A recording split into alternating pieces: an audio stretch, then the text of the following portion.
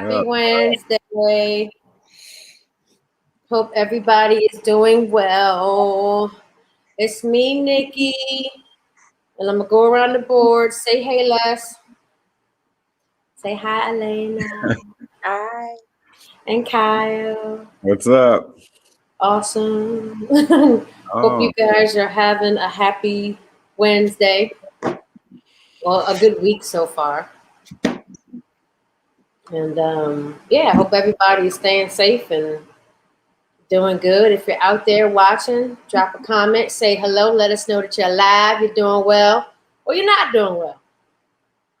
Hey, can we send a Black Spasms button or pin to the first person that responds? Right? Yep, the first person to comment gets a Black Spasms pin. Let's see. Let's see who we got. Race to it, y'all. Not everybody jump at once. Yeah. I guess don't nobody want a pin. That's cool. Yeah, that's cool. Oh, so we got Jermaine. Hey, Jermaine. What's up? So I'll leave that to you, Les, to send to him since you probably got his contact information. Who, Jermaine? Yeah. I don't know that brother like that. Hey, Jermaine, he in one of his moods today. He been this way all day. You know, I know you, but I don't know you. Yeah, I have Jermaine's contact information. I'll make sure he gets what he needs. Okay, cool. He may already have a few. I'm not for sure, but I'll make sure he gets what he needs. Okay. All right, y'all. So today we're going to talk about... Hello, Jillian. How are you? Welcome to the show. Jillian Green. What kind of name is that for me? You know what I'm saying? Jillian. Obviously, you know her. Obviously, you do, because I know nobody. I don't even know myself. Obviously, you do. Yeah. So today we're going to talk about not all skin folk is kinfolk, and what was the other one? Just because because it's your color is not your kind. There you go. Color is not your kind. What up, sis? That's my sis right there. I mean, but sister, just you claiming her as a sister. I claim her as a sister, and listen, not all family blood. So I just didn't know how to, I wanted to make sure that when I approached her, that was your family member. Listen, don't that one right there, Ty. Don't mess with her because she time enough for you now. Is that a real name? Is that how you spell her name? I'm seeing it. So yeah, I see.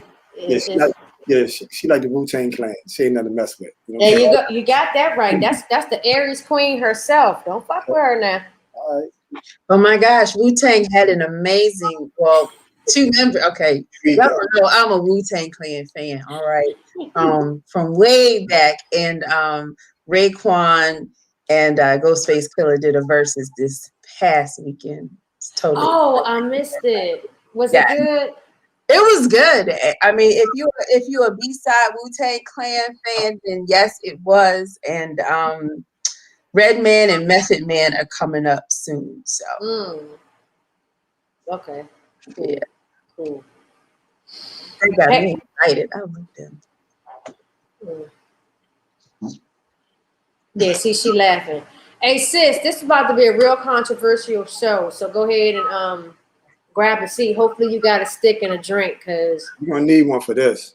Dude, he about to get into it today. He probably gonna piss some folk off. So let's just jump into it. Go on, Les. Before we get into it, can you put her picture back up again? I saw something from my eye. Look at the little girl in the middle. Is that a middle finger? Yes, that's Aries. That's her all day. I told you, she don't fuck with her. That's her all day. She do this all day. All day? Okay. All day. All day. All day. All right. We were last week Elena, if you don't mind, I'm not trying to put you on the spot, but Just throw me out there. Go ahead. Yeah, we're talking about Tamir Rice's mother, and Samaria. Okay, no disrespect to her. What's her name again? I think it's Samir. It's Samaira. Samaria. Yeah.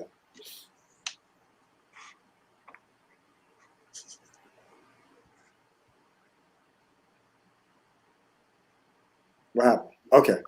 Yeah. So, Elena, can you say what happened?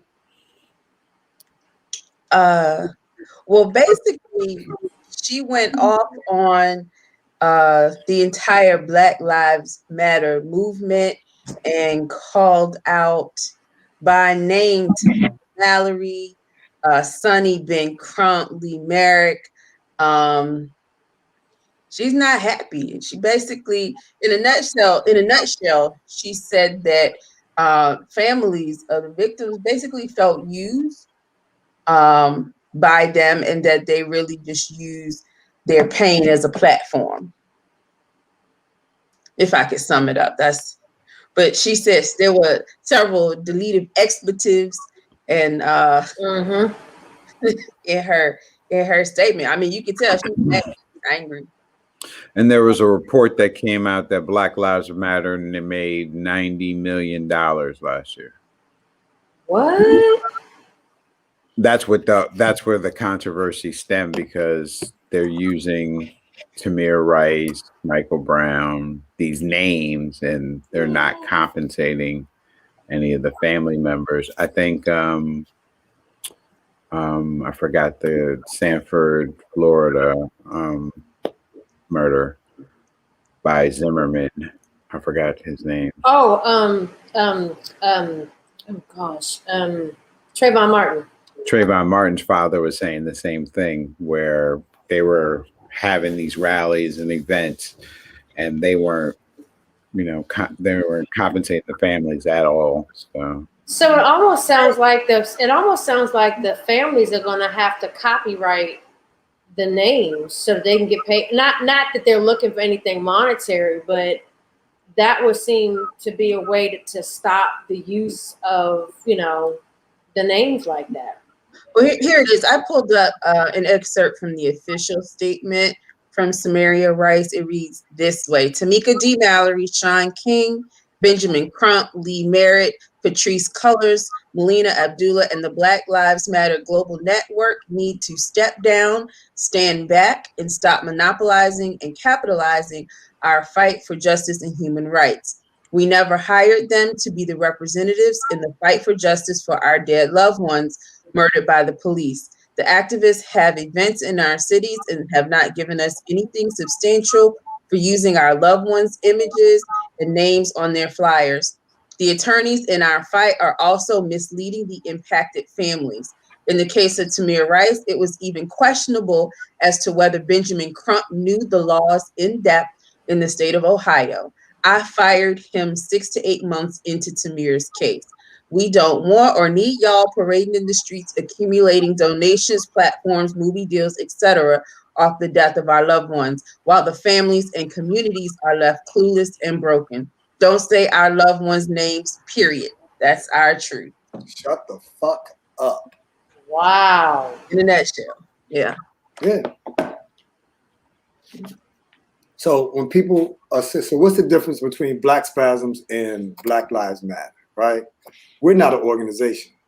Nope. We're not a movement. We're not a cause, right? We're reality. The pain and discomfort associated with being Black. We're not out here trying to raise money, protest, but we do try to identify with those people those Black people who've gone through some things as a result of being Black. Yeah. I mean, it's a shame that, let's talk about Crump. I never knew where he came from. Where did he come from? Who hired him? And then just watching him, it seems as though if he can't win the first case, why the hell will we have him for the second? He just seems like he pops up. Same thing with George Floyd. It's like he pops up every time there's a high-profile murder. You see him.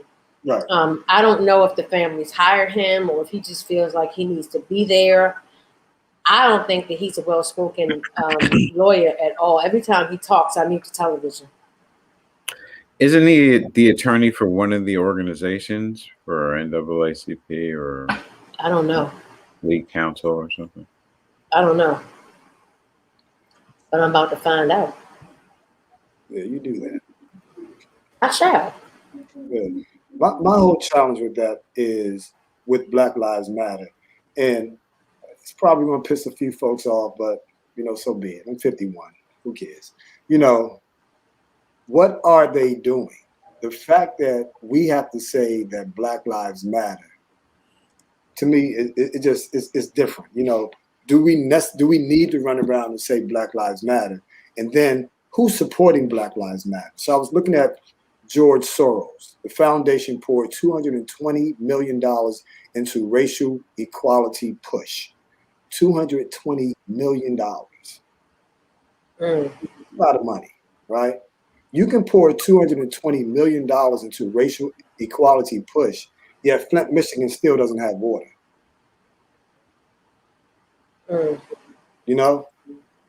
And why? Why? And where's that money going? It says a huge financial undertaking that will support several Black-led racial justice groups for years to come. Years to come. Black Spasms will never be a part of that. I'll be honest with you. I don't see folks running up on us, offering us money, and if they did, I don't think there's no selling out. There's no selling out. Okay, so I got some info on Ben Crump. He is a nationally recognized trial lawyer. He's won over 200 cases relating to police brutality. His firm earns a third of each settlement, and his net worth is around $5 million.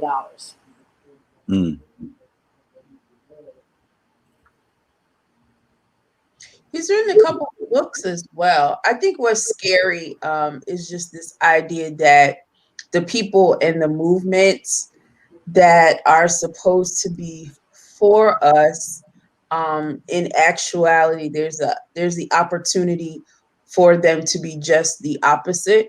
I was reading recently that most of the civil rights groups of the 50s and 60s were funded by Jewish people.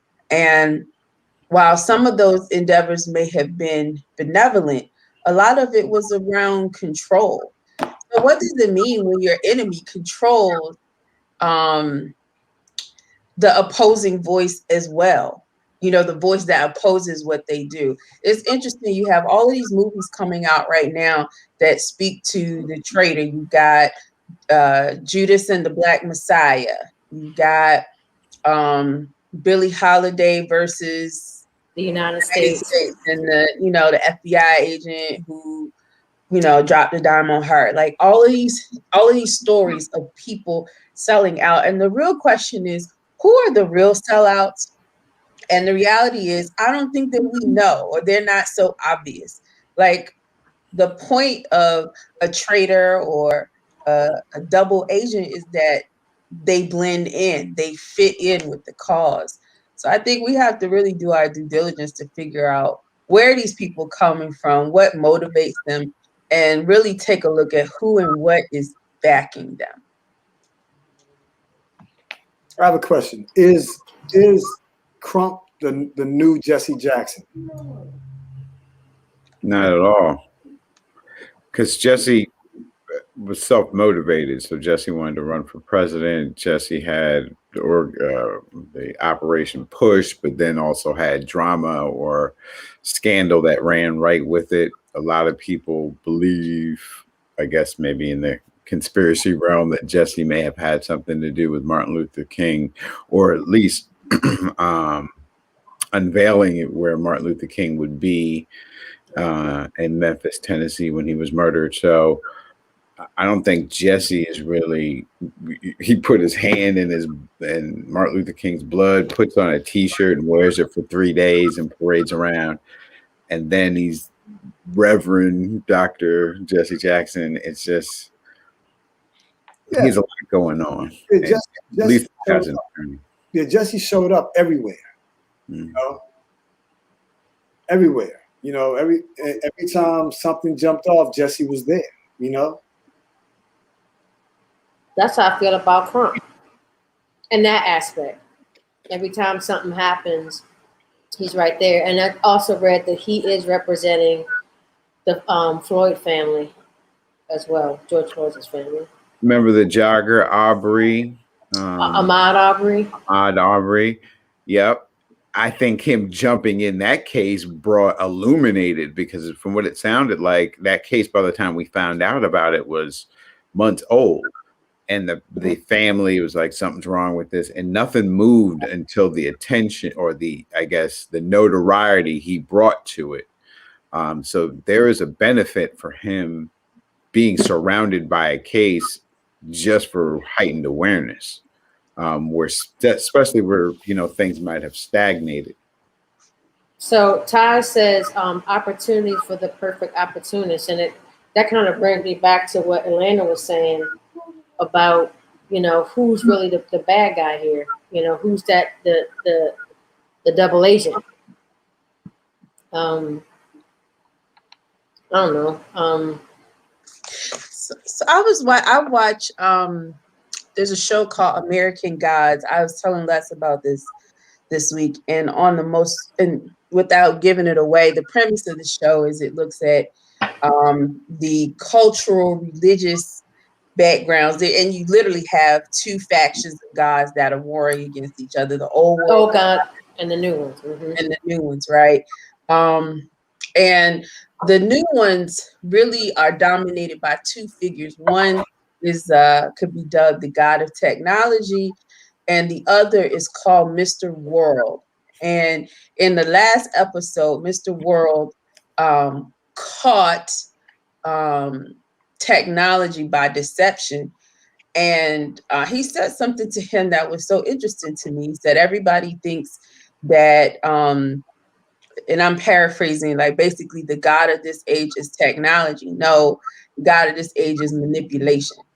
That's how he trapped the technology God, through manipulating what he saw and trapping him up. And I think that that is exactly the place where we are. I mean, the show is really speaking to where we are. We're surrounded by tons of manipulation to the point that we don't even know what to believe anymore. It's hard to tell what's real and what's fake. I think it's possible, but it's hard. Manipulation game right now is real strong. Hey, Ike. Yeah, big brother Ike in the house. Oh, I'm glad Ike here, because it's going to get real controversial now. Well, hi, Ike. You got 3 other people on here, and all I see is, brother, how you feeling, brother? I'm feeling good. How you feeling, Ike? You're right, Ty. Ty said it seems normal nowadays, and yeah, people stabbing people in the back, with no regard. I mean, it's the way of the world nowadays. And I like American Gods. I need to catch up. I have a question. Jermaine said controlled opposition / conflict, right? Mm-hmm.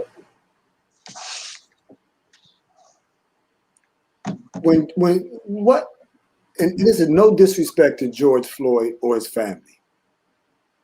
What was it about him that caused him to get that type of national attention? Are you serious right now? As a heart attack. Not the fact that they the way they did it. I'm talking about the gold casket. I'm talking about afterwards, the gold casket and the outpouring of the affection and the attention. I mean, what is about any of them? I mean, it would be different if this doesn't happen to Black people all the time, but it happens to plenty of people who we never see in media. I'm not sure why any of them are chosen to be spotlighted. And to be quite frank, the way that these crimes are now recorded is real sus to me. Like, when do we start recording people being killed, and why has that become normalized as well? I was watching the George Floyd tape the other day. I was really confused. Like nobody, all these black people on the, like nobody stepped in. I don't know. I really feel like it's a manipulative tool, but Well, I mean, there were people who wanted to, but the cops kept telling them to step back. Now, in that instance, you see it happen. telling them. Man, listen. Let me say this. That's if that was your loved one, your son. You know, you seeing your son or your loved one dying. You know, a bullet's gonna have to stop you. You know, And that's probably what it would take as a loved one, because you're, as a black person, if you You are don't want to end up being next. confronting an officer, you got to expect to be shot by somebody, hey, man. attacked. You know, I mean, I understand it, but if we're looking at someone we don't know and it's happening to them, you know, we're putting ourselves in direct peril, and we both might die. I mean, it was a paramedic. She was white or Hispanic, and she was screaming that he was losing air. And it was another video where she went to try to assist, and a cop jumped in front of her and told her to back up. So, I mean, it was like 2 or 3 people that were really trying to help, because there was a lot of videos out, and they wanted to help. But then there was several cops who put their bodies in between Chauvin and Floyd and was like, back up, this is police business. So I don't know at that point, how do you circumvent that? How do you stop police from killing somebody without you yourself, like Kyle said, putting yourself in peril? I think that's exactly what you do. But Jermaine, I mean, I think he poses a great question. Why did George Floyd happen every 8 hours? Why did they choose him? I will say that question, or that prompt, made me think about the cities where we've seen this happen. And it makes me wonder if there is a strategic reason that is tied to location as to what they're showing. Like being here in Baltimore during the Freddie Gray uprising, it really felt like a drill. Can I be frank? It felt like a drill for something else, because what they showed and what happened in the aftermath were 2 different scenarios. What they showed on TV was not the truth. The narrative was not true. I mean, the reality is the police in Baltimore incited a great deal of the uprising and the violence that ensued. The police incited it. They literally incited it. If you corral a group of young people, give them nowhere to go because you say you're protecting them, but you don't, they're on their way home, then what exactly are you doing? It really looked like a drill for what do we do in situations where there's domestic unrest? What do we do? I mean, that's what it looked like to me. What I saw on the streets, I saw in the harbor, one dude threw a trash can. That was it. That was all.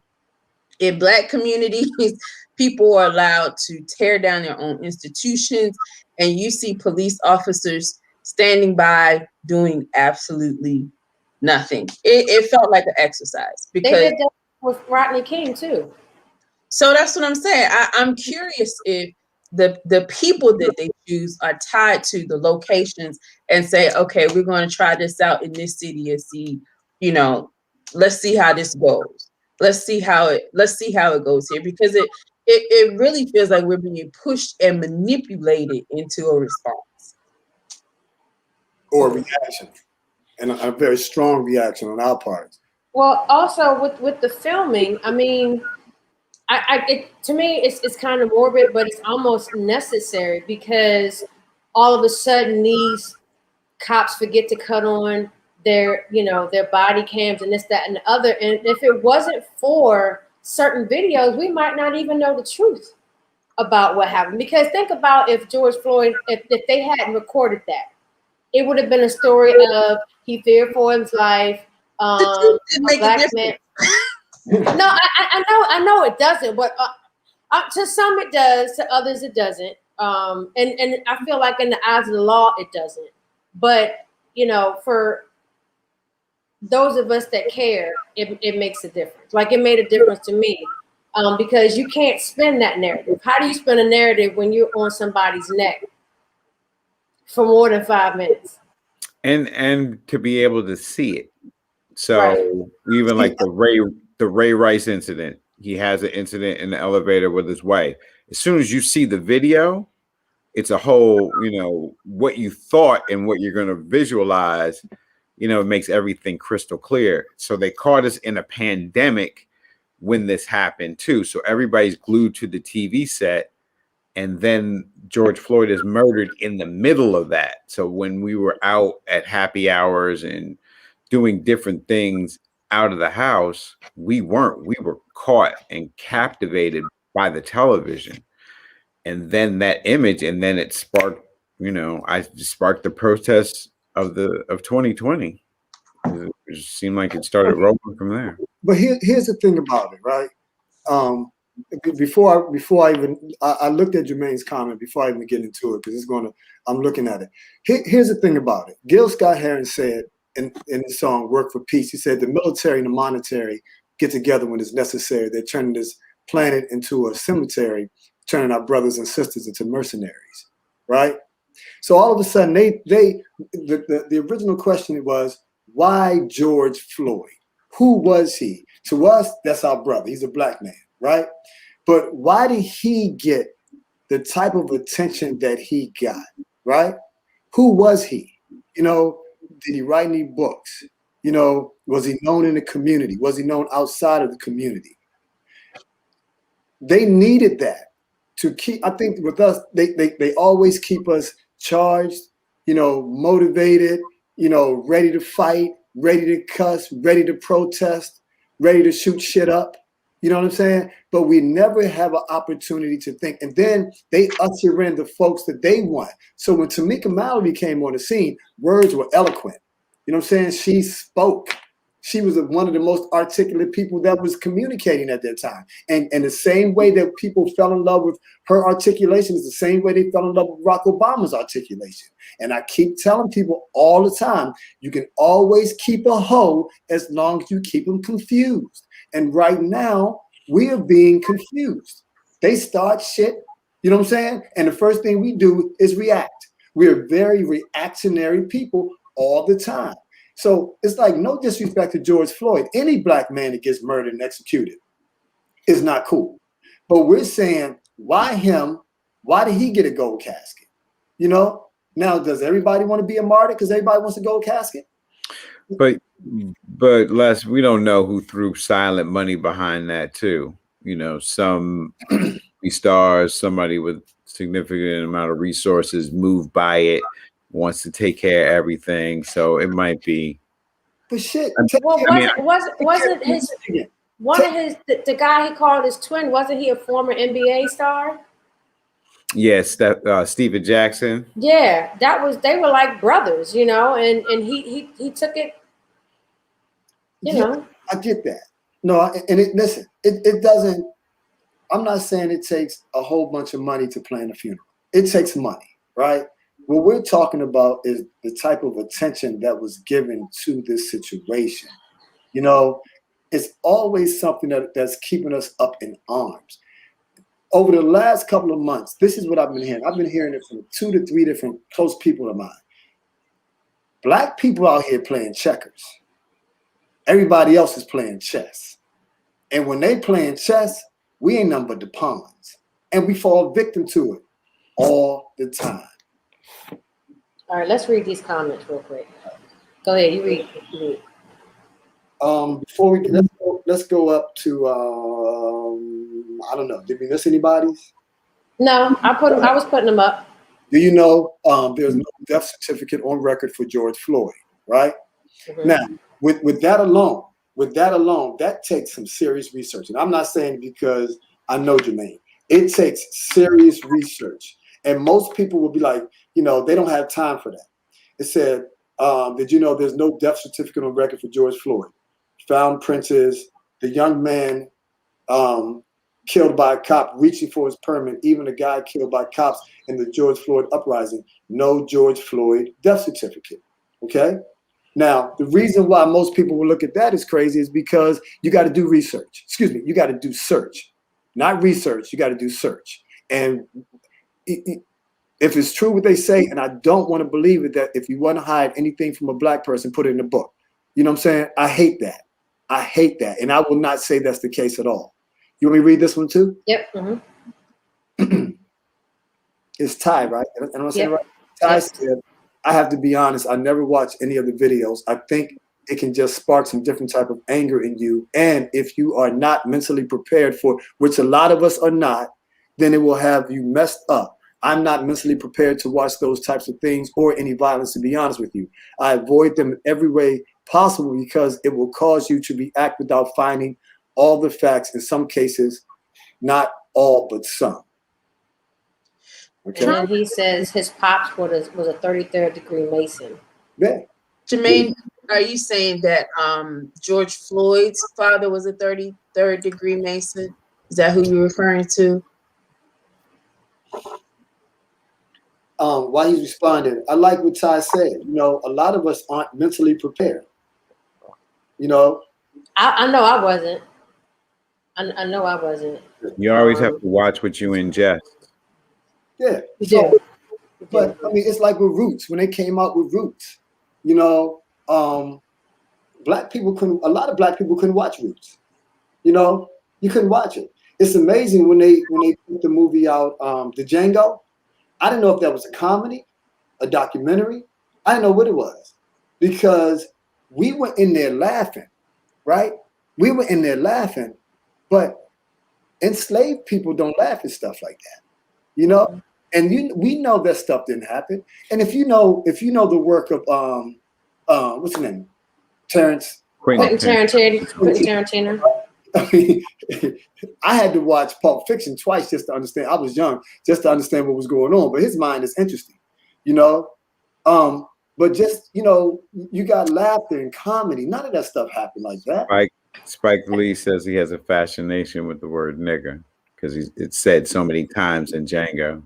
But the black people are saying it. But I have a question. Why is it that we can have movies about slavery and it's comedy, but you don't find any comedy movies about the Holocaust? You never will. Why is it that our history can be comical to some, but the Holocaust, both of them were bad. I'm not saying, you know, both of them were bad, but why is it that we can have comedy movies about our history, but no comedy movies about the Jewish history? Again, like, you know, I just feel like, you know, they think that we're disposable. We don't have feelings. You know, oh, they're black, they'll get over it. They're used to it. It's the same issue as interacting with the cop. So the same way we're treated with movies, you get that same second class treatment with law enforcement. In other places. Can I read something right quick? Mm-hmm. This is an excerpt from an excerpt, really. It's from the book Behold a Pale Horse by William Cooper. But it's an excerpt from a document called Silent Weapons for Quiet Wars. So it just quickly says, everything that is expected from an ordinary weapon is expected from a silent weapon by its creators, but only in its own manner of junctioning. It shoots situations instead of bullets, propelled by data processing instead of chemical reaction explosion, originating from bits of data instead of grains of gunpowder, from a computer instead of a gun operated by a computer programmer, instead of a marksman under the orders of a banking magnate instead of a military general. It makes no obvious explosive noises, causes no obvious physical or mental injuries, and does not obviously interfere with anyone's daily social life. Yet it makes an unmistakable noise, causes unmistakable physical and mental damage, and unmistakably interferes with daily social life. Unmistakable to a trained observer, one who knows what to look for. The public cannot comprehend this weapon and therefore cannot believe that they are being attacked and subdued by a weapon. The public instinctively might instinctively feel that something is wrong. Isn't that the truth? But because of the technical nature of the silent weapon, they cannot express their feeling in a rational way or handle the problem with intelligence. Therefore, they do not know how to cry for help and do not know how to associate with others to defend themselves against it. When a silent weapon is applied gradually, the public adjusts, adapts to its presence, and learns to tolerate its encroachment on their lives until the pressure, psychological and economic, becomes too great and they crack up. Therefore, the silent weapon is a type of biological warfare. It attacks the vitality, options, and mobility of the individuals of a society by knowing, understanding, manipulating, and attacking their sources of natural and social energy and their physical, mental, and emotional strengths and weaknesses. That was a lot. I'm sorry, I thought it was short. My bad. But I thought it was germane. Oh, Jermaine, but germane to this conversation because I don't know. I think this conversation just happens. There's so many layers. It's what we see, and then it's all of the unseen. And when you think of an iceberg, what is not seen is so much greater than what is seen. So I think there's so many layers. There's so many factors beneath the surface that we have no clue about. No clue. Ty says to take our minds off the facts and make us think that, oh, we got back in some way. False hope, if you ask me. Agree. Jermaine said, excellent book. Did he just call your whole name out?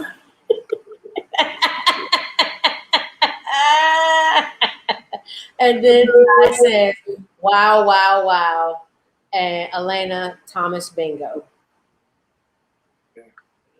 Yeah, Bill Cooper was a wise man. We have so much information out here, right? Books, lectures, CDs, DVDs, scholars. Yet we are so far behind. The military personnel, they know so much. They know so much, and we know nothing. I have a mentor. He tells me, he said, Les, there's certain things that I don't tell you for your benefit. And when you say something like that to me, I back off. I back off. Navy intelligence. Mm-hmm. Navy intelligence. That's deep.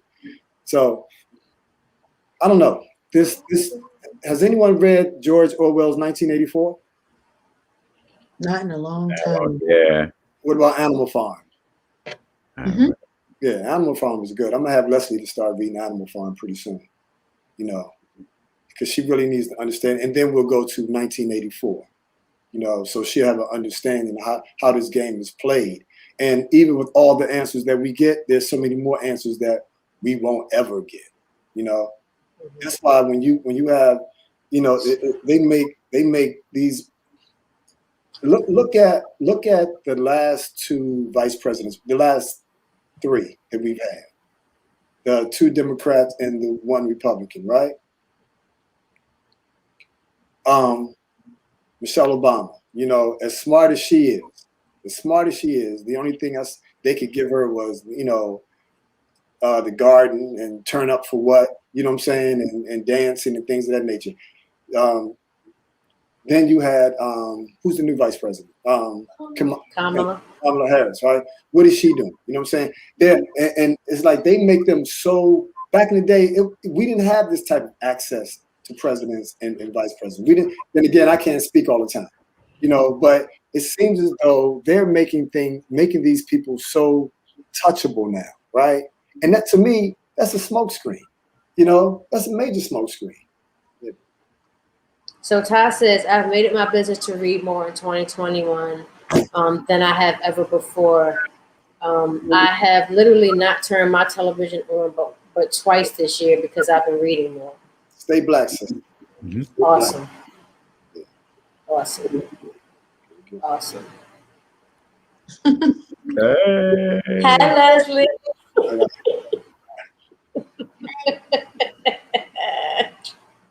Rainbow goggles and everything. I know, right? Dropping science. Dissecting stuff right about now. You know, I want to Mhm. dissect dogs. You know, want to know if I want to dissect. I'm a punk. I don't do stuff like that. You know what I'm saying? Yeah. Applaud. Right. We need to applaud her. You know. Let's give her a round of applause. All right, Ty. Woo! Yeah. We love it. We love it. We love it. We love it. We love it. Yeah. So you know, here's my thing. If anybody want to jump in, this is what gets me with black people. As beautiful as we are, right?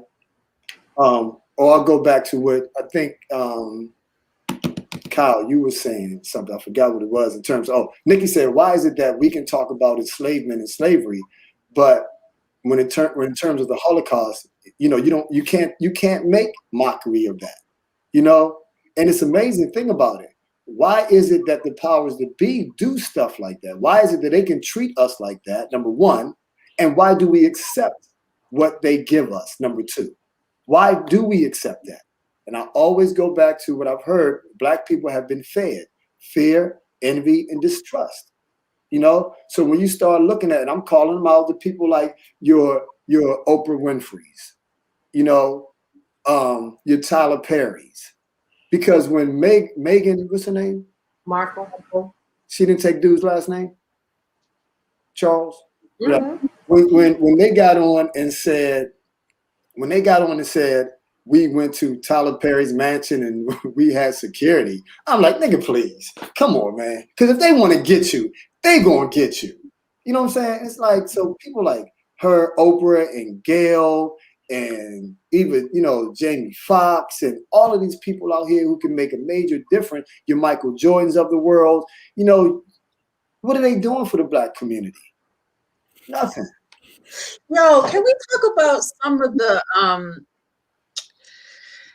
idols of Black history, like all of the people that were placed before us growing up during Black History Month? So you want to have this conversation because you're gonna piss a lot of people off with this. Well, let's go. Right. Oh, one. I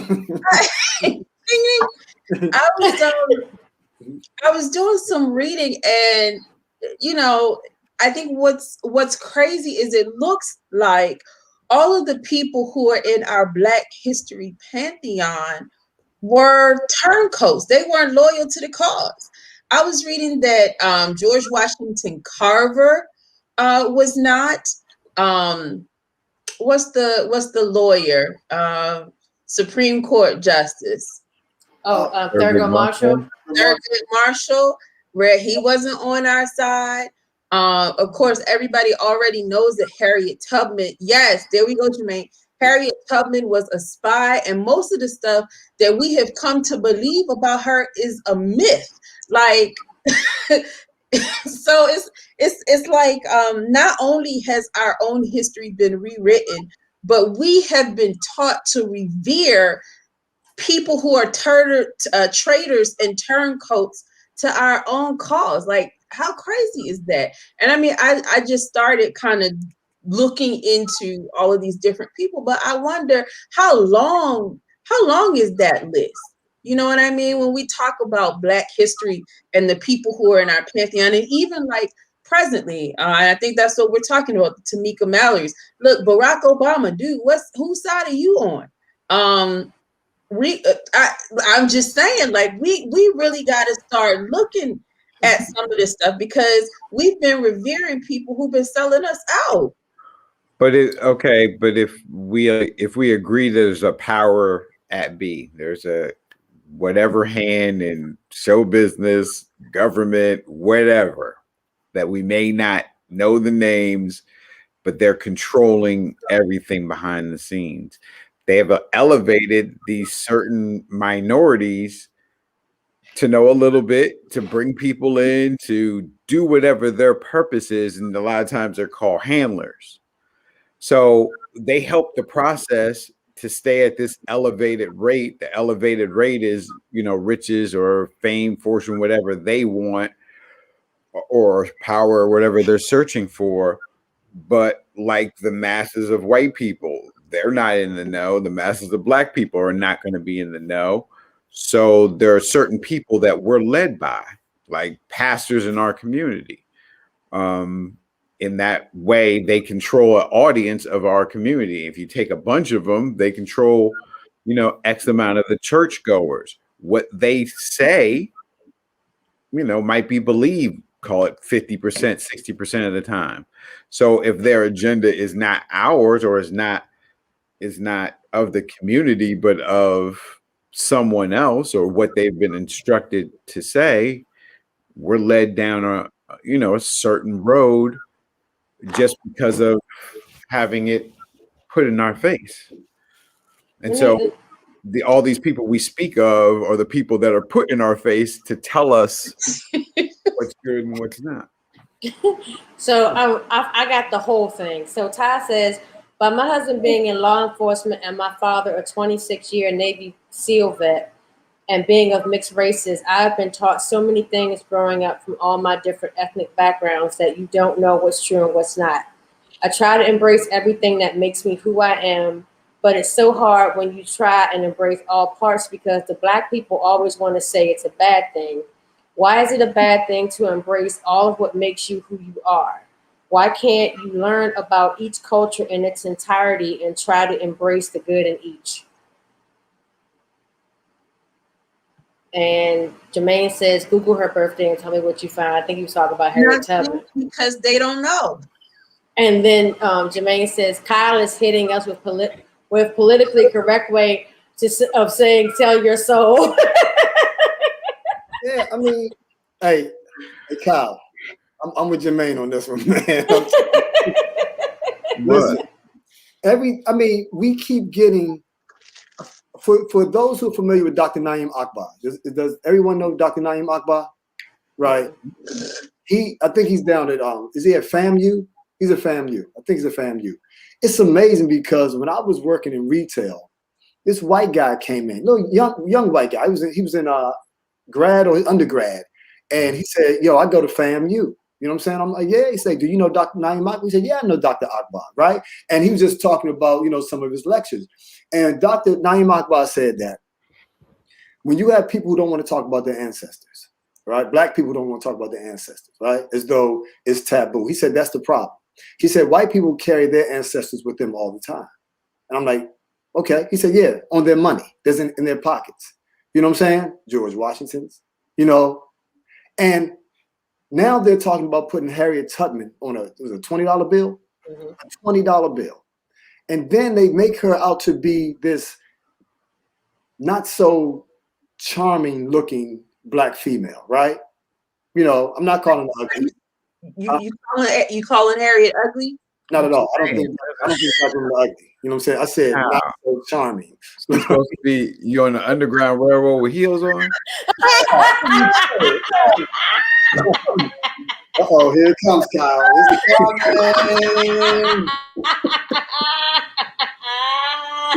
Right this way, y'all.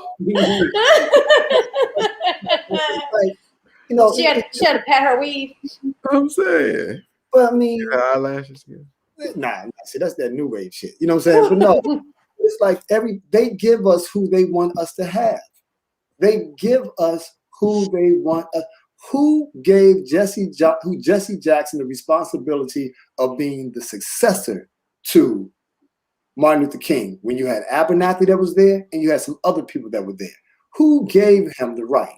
So if you go back and you listen to Steve Coakley, he tells you, he runs it down.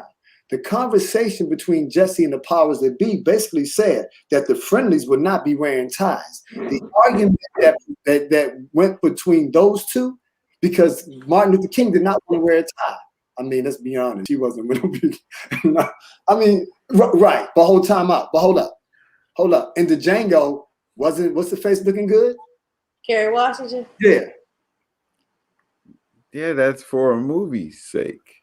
But this is what I'm saying, to change it at the time. You know what I'm saying? She said, I want to know myself about Jesse. So Jesse Jackson is getting into an argument with Martin Luther King about that he should wear a tie. The conversation was the friendlies would not be wearing ties, right? Anyone with the tie is not the one that you assassinate. So when he walks out and he gets assassinated, if you look, everybody is pointing up. The bullet didn't come from up. The bullet came from down, number one. Number two, who was cleaning the hotel room at that time in the afternoon? Normally that's done in the day, right? Checkout is at 12. You understand what I'm saying? Look at the person that was pushing the cleaning cart. Number three, as Kyle said earlier, when Martin went down, Messy Jesse wasn't nowhere around. You know what I'm saying? Jesse ran up to him and took the blood, touched him, and then put the blood on his shirt. Next thing you know, everybody is gone. Who stays behind? Jesse Jackson stays behind, and now he's the man. So if you look at the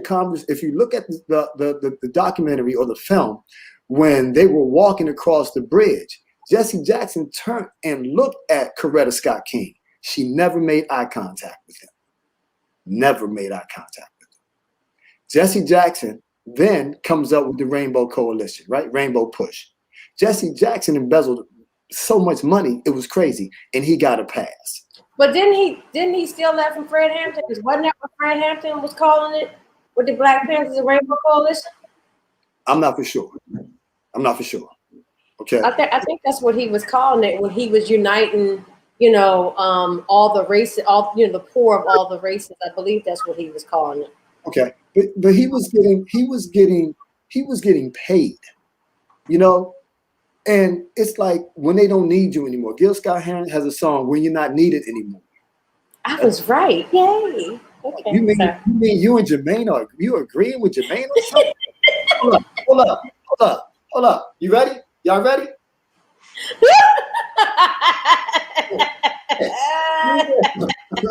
Oh shit! There is a God. Shut up. God damn. Oh, Jermaine, you may get a chance to get back on the show. You know what I'm saying? Damn. Ooh, anyway, let me stop. Idiot. But I'm just saying, we took Jesse Jackson. But if you're familiar with Khalid Muhammad, right? Khalid Muhammad had intent and he was a threat. They got rid of him. Malcolm X, they got rid of him. That's what I was saying earlier. Everybody who could have made a difference, who was making a difference, they got rid of. Right. So what does that tell you about the ones that are in front of us now, and no hurt, harm, or danger comes to them? That they are okay. So the ones that they got rid of, they couldn't be bought. They were truly for the cause.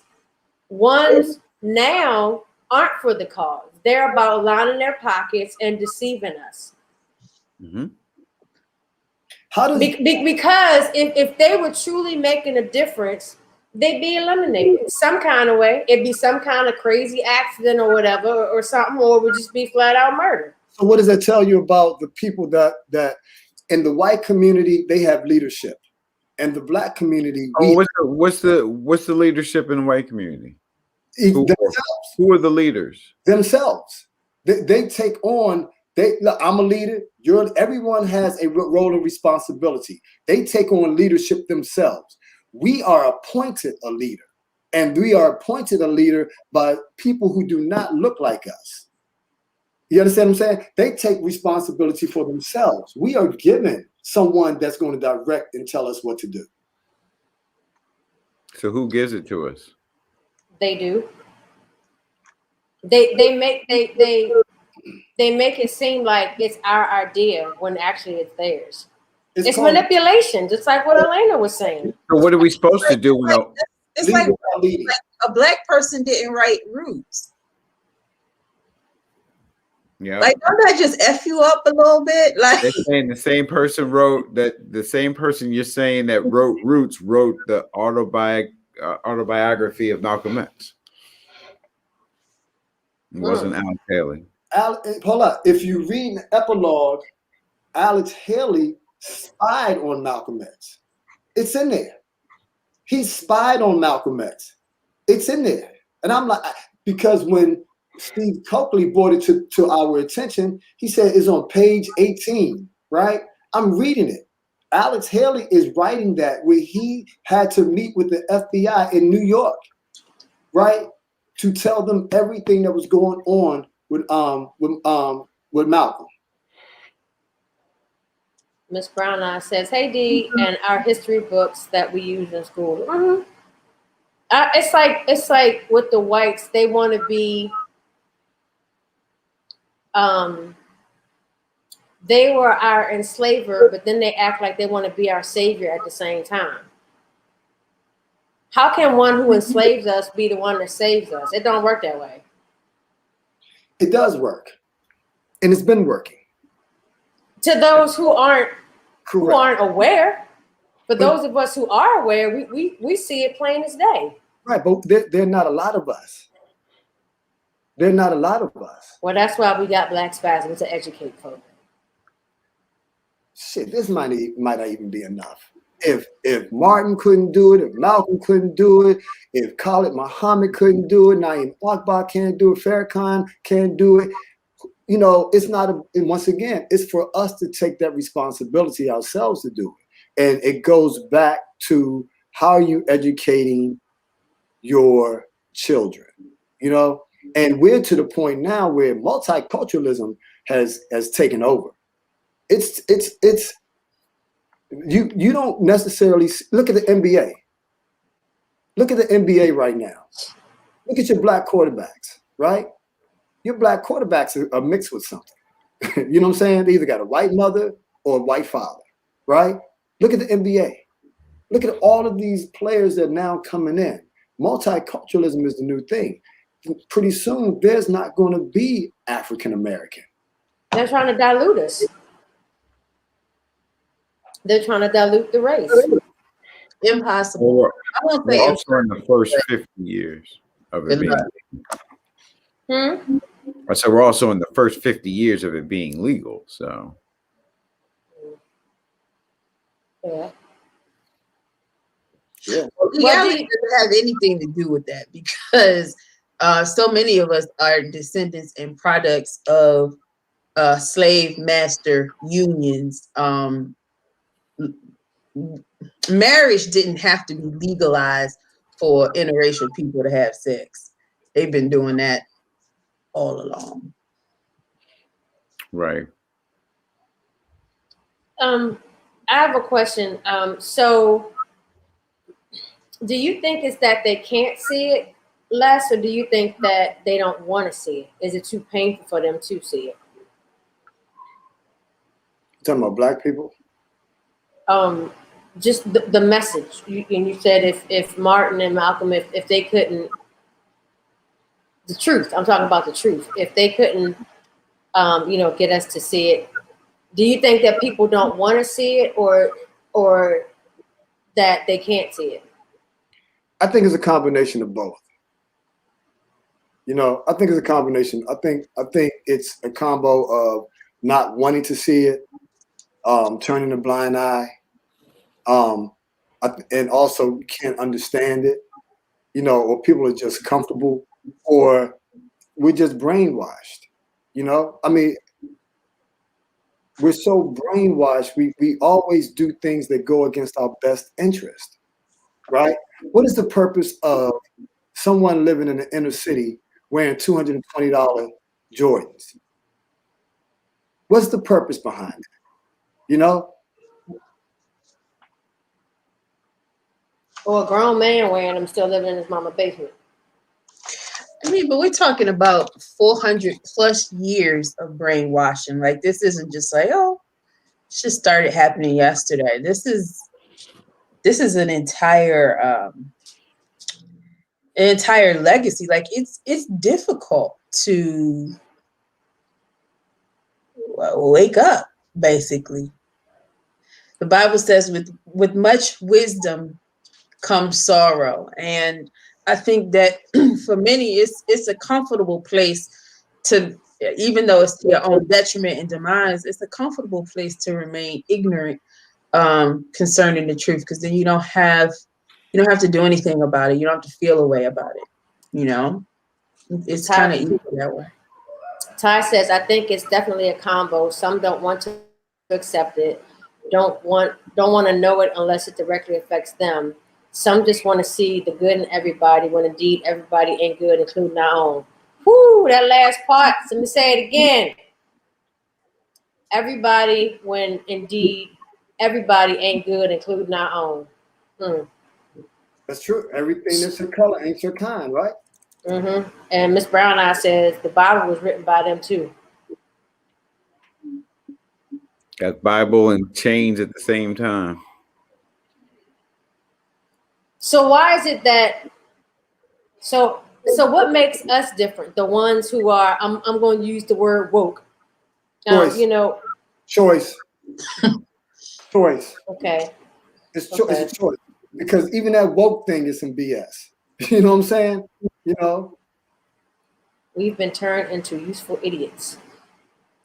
Or as Steve Covey once said, we're the heavyweights of nothing. We know everything about nothing. You know, when it comes down to certain things, we just don't know. It's about choice. That's all it is. I mean, we make the choice to read and study and analyze and make the right decisions and think, yo, do I really need these $220 sneakers? You know, do I need that? Do I need to eat at this Chinese food restaurant? You know what I'm saying?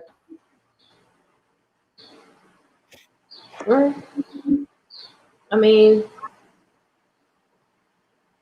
I just hope that, folk will choose to learn the truth. I think a lot of it is what Ty said. Some don't want to accept it, don't want to know it unless it directly affects them. And I think that's a big part of it.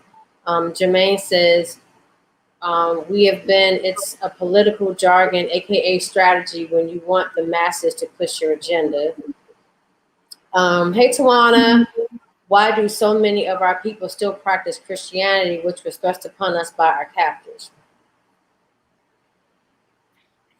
A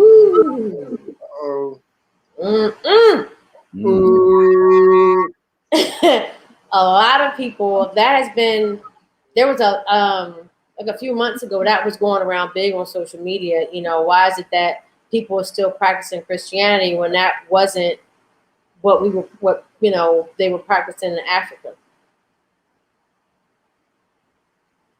Well, go ahead, Elaine. Well, I'll just say, as a Christian, all of Christianity, like Christianity was not discovered by white people.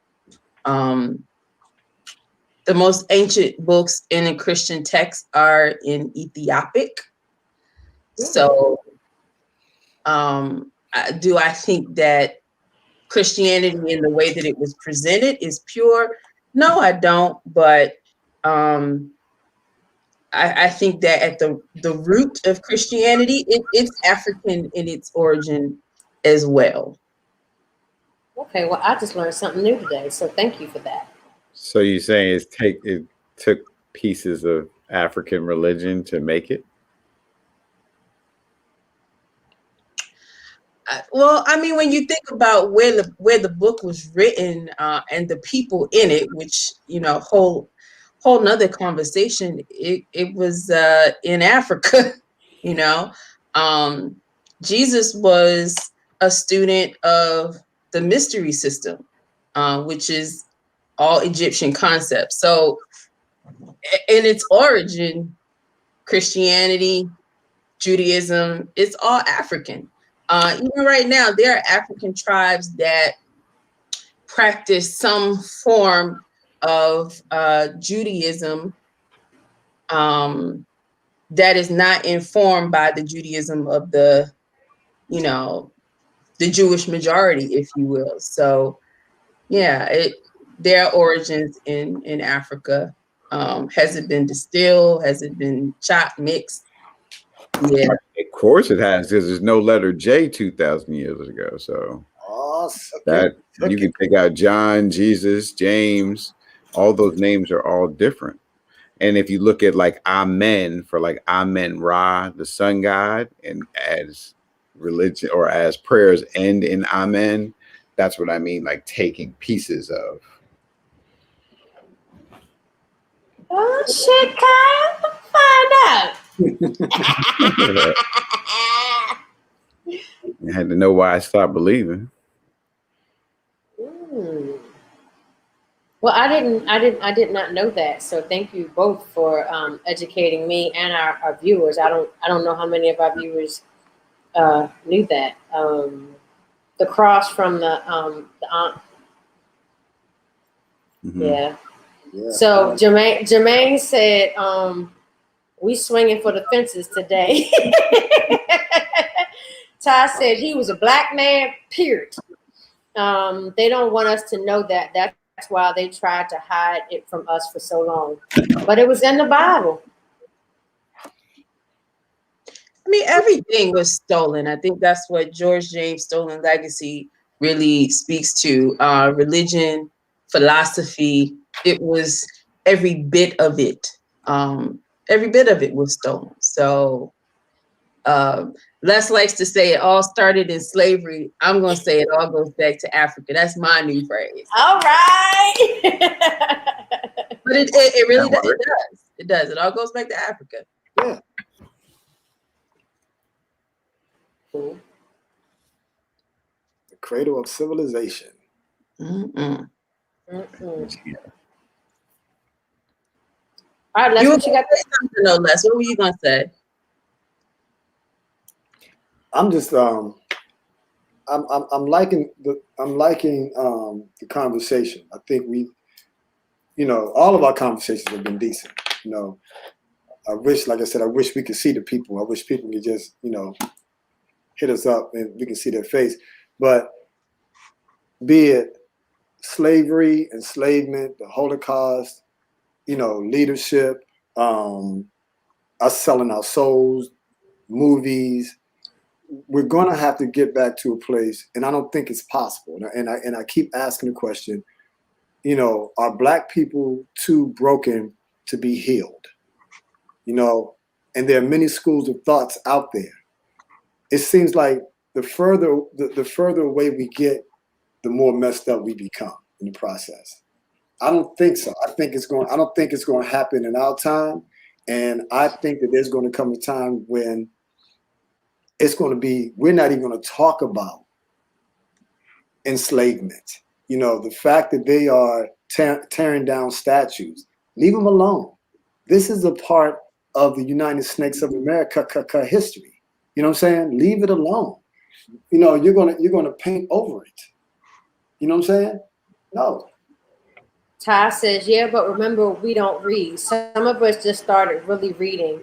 I did when I was younger because my grandmother required it, but as soon as I became an adult and my own TV, it was, unfortunately. And then Tawana says, can you put the titles and authors of the books mentioned today in the comments? So when I stop driving, I can write them down and purchase them, please. Yep, we can do that. We can do that, sis.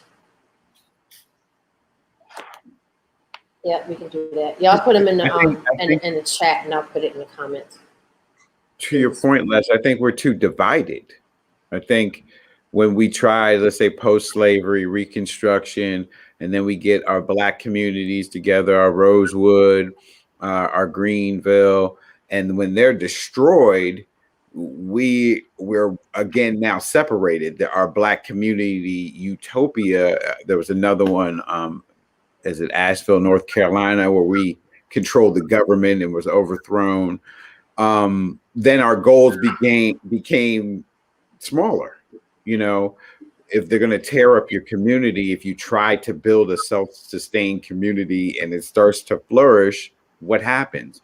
If you start on a path to get your community together, like the Panthers, to provide a breakfast program, to provide, policing protection when the police are out of hand, you're dismantled. So I think it just seems that we are been separated so much because we're a lot easier to control if we're separate. and then you're given an idol or a person to worship, and they control that person. So you follow along what LeBron James or Oprah says, that has a back rooting that's not to your benefit. No, I got you. Jermaine says slavery. What's that? I know about this 400-year war we've been enslaved as Slavian. We ain't Slavian and never been enslaved. Yeah, but not slaves, prisoners of war. And Tawana, you got to go to the Black Spasms page to get to look in the comments, because it's not going to show up on my page, because the platform that we're using, for some reason, it won't show up on my page. At least I don't think it will. But I put it in the comments, or subscribe to our YouTube channel, and it'll be in the comments on that one as well. So to answer your question, I don't have an answer for it, but to speak to it less, I think two things. Maybe three things. Number one, we don't have to reinvent the wheel. Number two, the Bible says, "Be wise as a serpent, harmless as a dove." Now, I'm not sure about the harmless as a dove part in this situation, but I will say that we have not been wise. Our opponent, our enemy, is extremely wise. And the way that we have retaliated, we've not retaliated or protected ourselves in wisdom. So I think that that's one thing. The third, I'm going to shout this book out again, SBA, The Reawakening of the African Mind. And it's not the only one. There's another one that it's not in arm's reach.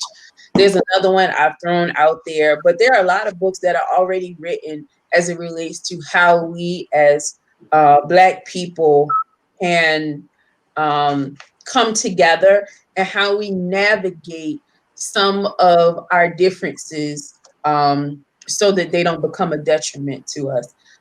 There's some things we don't need to fuss and fight about, and we don't have to agree about them either to move forward. So I think there are a lot of books written that give us a framework for moving forward. We don't have to reinvent the wheel. We've already got some great blueprints, if you will. I do think we have to operate with a level of wisdom and sophistication that we've not operated with yet. Gotcha. Yeah, we got a lot of work to do. We got a lot of work to do. I mean, the crazy thing is the documents that they have written to our demise, well, their plans are written down. Like, that's the crazy thing. All of their plans to destroy us are in print, they're in writing, and they're accessible to us. So I think that that's also a good place to start, to understand what their plans are, to be clear about how they're working to provide a worthy counterattack. Gotta read, right? Yeah, I'm putting the name of the SBA book in the comments now, so that people can try and find that. Okay. All right, there we go. Wait. Okay. Jermaine, can you say more? I see, so are ours to combat them. What does that mean? And that's the name of the book. Jermaine, what did you mean by that comment?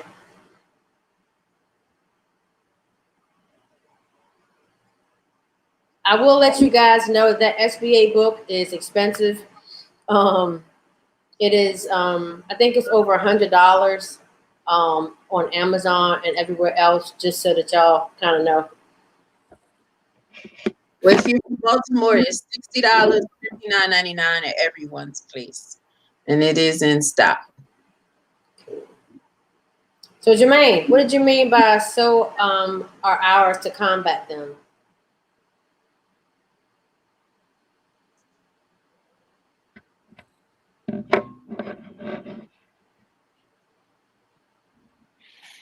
Maybe he's not with us no more.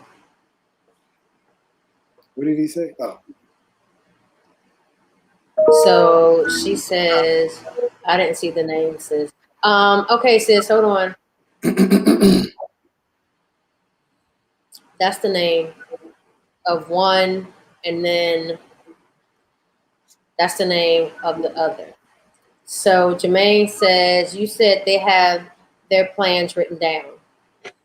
So absolutely, we don't have to reinvent the wheel. We just need to come up with the implementation plan. Exactly, sis. She says, I mean, we waste that on sneakers. Surely we can invest in ourselves. I love her. Hey, sis, we spend it on cigars too, man. So, you know. Jermaine says, we are in a cycle. There is nothing new under the sun. Nope. Absolutely. You know, the more things, what's the more they say the same. Exactly. And history is truly repeating itself.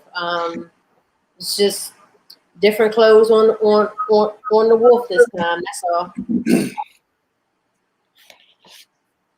I mean, I even just looking at where we are today, I wonder what will we tell our children and their children about what's going on today, and what books, what resources will be available for them to understand what's going on. You know, will our history be rewritten in a few short 50, 60 years?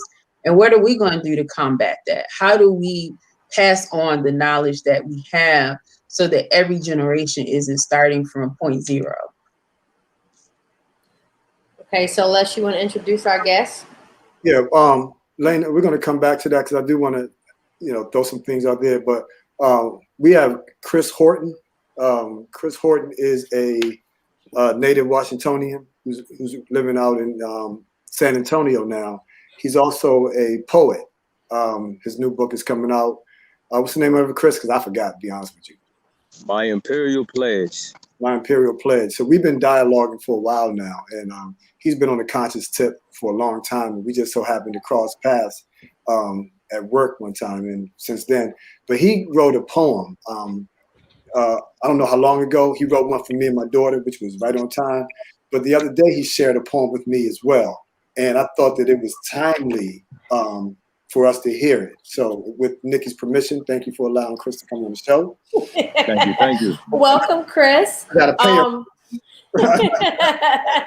Shut up. Yeah. So, real quick, Chris, I'm gonna pull it up real quick because Les sent it to me.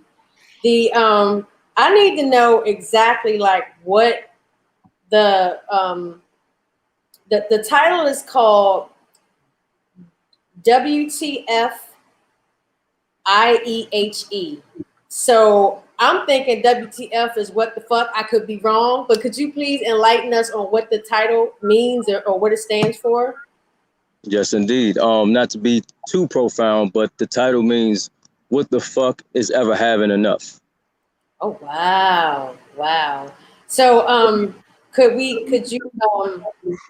recite it for us? Oh, no problem. Yes, indeed. All right, let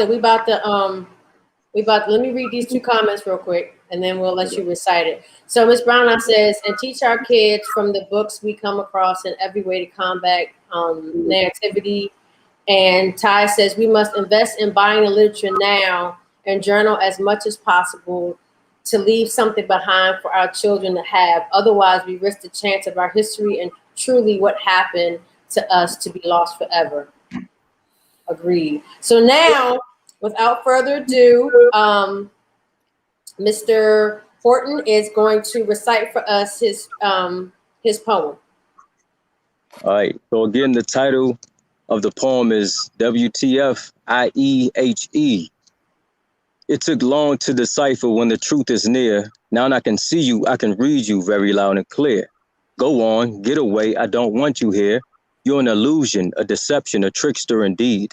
I saw purpose in your ways in my earlier days. I see through you, no longer will you influence my ways. No matter if you were summoned, I don't care, goodbye. Because every time you're present, we're presented a lie. Bamboozle is the fool who is killed softly and choose to be content and die. And I'm led to ask why. Being misled by you, condescending principles. Like, what the fuck is having enough when you're trying to survive and make do? What you expect me to do? Oh, to continue, to be gracious for scraps? Nah, fuck that. No thanks, I'm not for it. What you present is a trap. Your construct is a paradox within your subject's mind, and your concept induces that next to nothing is fine. Though it doesn't control, it limits them and confines to consistently accept what is other than sublime. Dealing with invisible parameters and limitations. What you forged made us hesitant of elevation.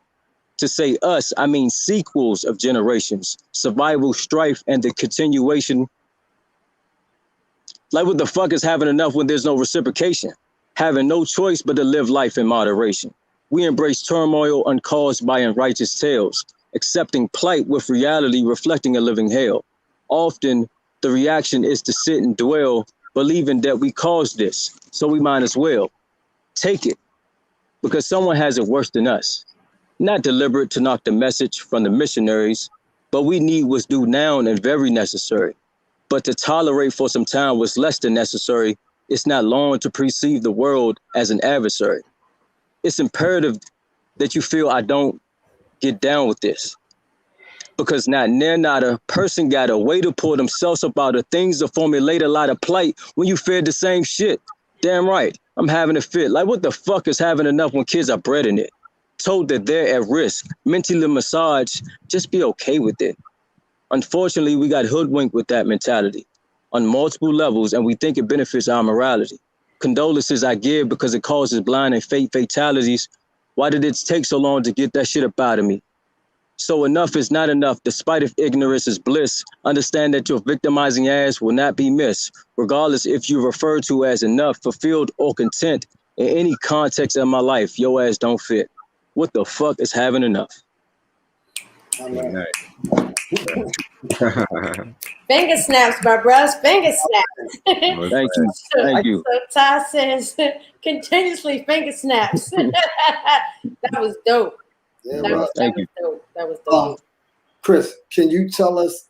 Well, we can find you on IG, right? Yes, yes. So you can find me on Instagram as c.l.horton, CL Horton.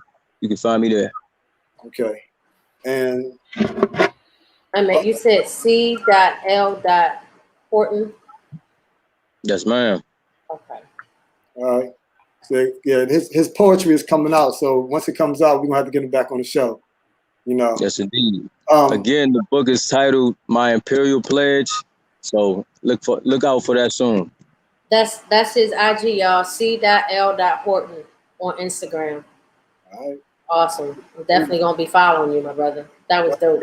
There was. I got chills. So the ancestors were speaking to me when you was you know, I would have did all that, but you know, to me that's funny. You know, I was like, you know what I'm saying? Yes. And our viewers love it. I mean, you know, spoken word, yes. Thank you for sharing it with us. Wash his hands. Judith was like, wow, true that. Jermaine was like, finger snaps. Hey, Jermaine, pause. Cool. Again, I appreciate y'all for having me on the platform. Definitely send my condolences. I appreciate it all. Les, appreciate it, my brother. So when is the book coming out? When is the book due? I'm looking at, we'll be in March right now. Looking at May. Okay. Most definitely sometime in May the book will be published. Okay. You come back and we can have another reading. That would be awesome. Yeah. My man, thank you. Awesome. Awesome. Thank you. All right. So Elena, you were talking about something. Do you remember?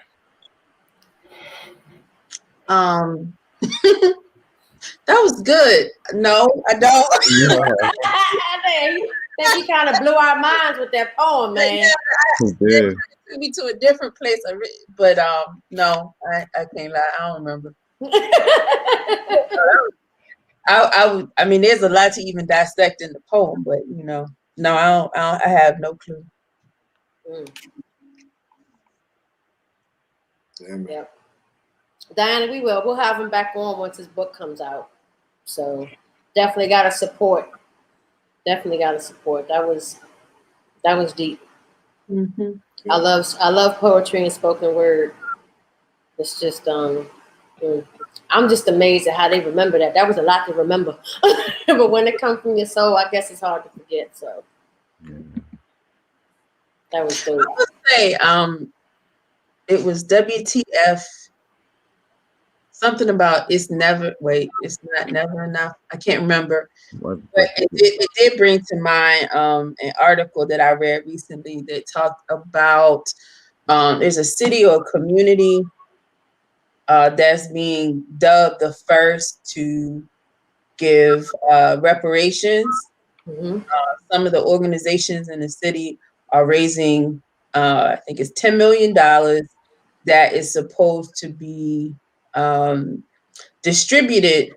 Evanston, Illinois, here it is.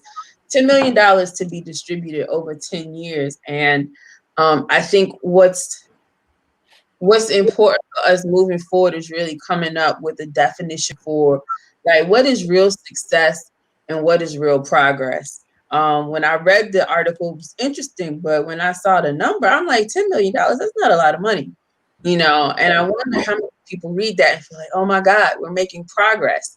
And it's like, that's not progress. It's almost an insult. And, so how many times do we see things and we say, oh yeah, that's progress. And we're almost guilted into like, well, don't you see what we're doing for you now? Like, yeah. Again, them trying to be the savior. Mm-hmm. We gave you a black president. What else do you want?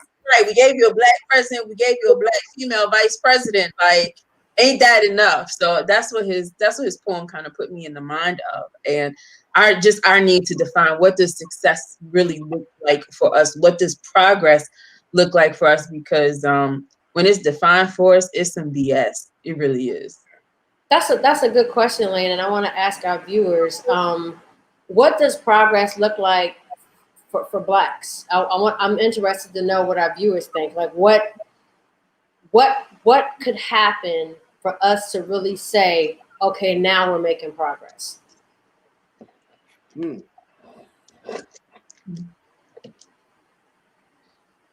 That's what I want to know. Because we keep talking milk bone for the masses. I like that. We keep talking about the fact that this isn't working and that isn't working. So my question is, what can happen where we sit down and for less to say, now we're making progress? So what's up, bro? He says 40 acres and a mule. 40 acres, $50 in a mule. No, that's what it was. It was 40 acres, $50 in a mule. He's on point. Okay. Right. So if they came out and said, okay, so we're going to give every Black family 40 acres, $50 in a mule, what would your response be? Hell no. Oh. Because that's what it was worth back then. I'm going to need today's equivalent. And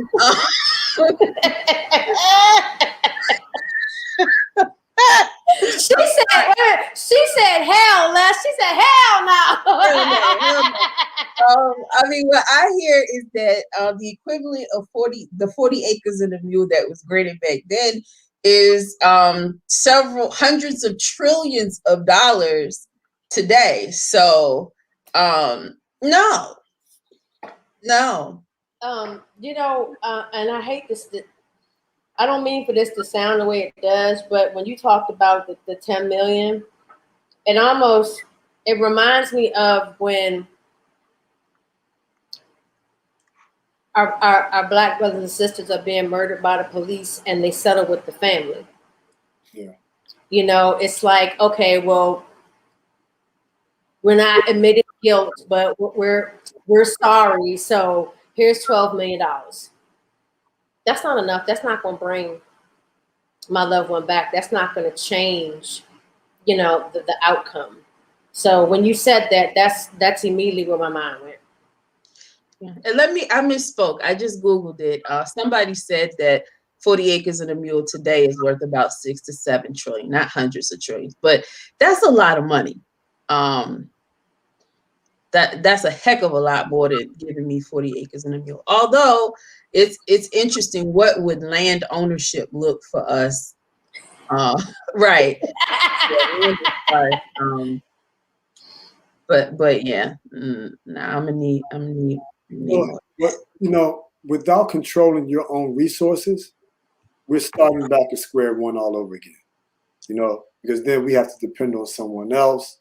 It's like when I hear young couples, talk about my house, my house, my house, and yeah, you got a house, but do you own the land? So any given time, if they want to come and take the land, your house just happens to be. You can't take the house with you. So we don't own anything. It's like streaming nowadays. We own nothing. It used to be times when you had CDs, but now everything is streamed. So it's yours until they don't want it to be yours anymore.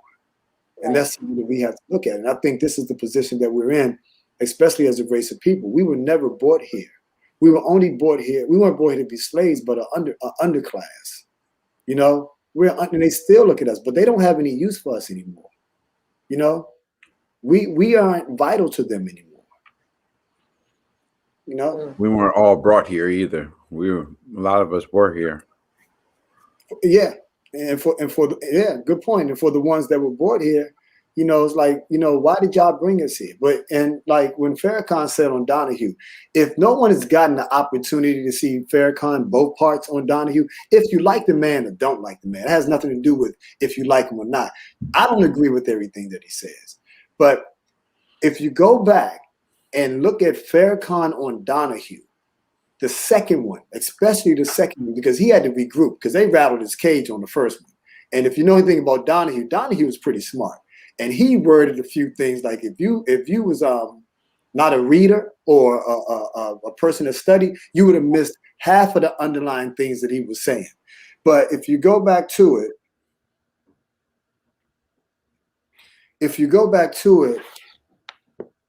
and I lost my train of thought. If you go back to some of the things that he was saying, right?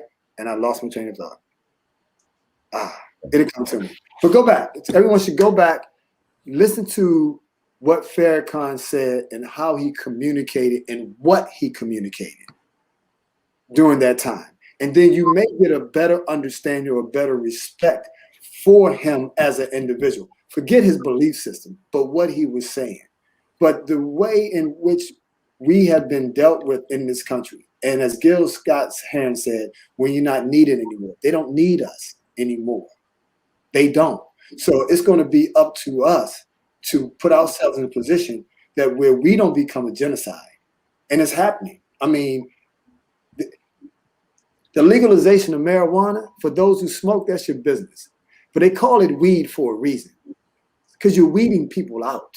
You know what I'm saying? I mean, when I was my last teaching gig, my second to last teaching gig in DC, we were on Uptown. I was Uptown.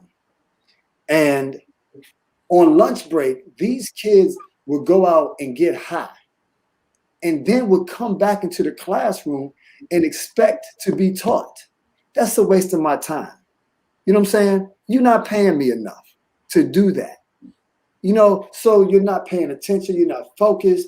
I mean, 7-Eleven was right next door, so we got to get to a point where we get back to the grassroots of doing things, even if we have to go back to an African concept or an African-centered concept as the root and see how they did things.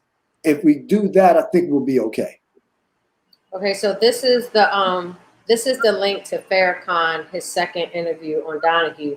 He was first on Donahue in 1985, and his second visit was in 1990, and that's the link. So it's also on our YouTube channel as well. So for those who want to watch it, just click the link and then you can watch it.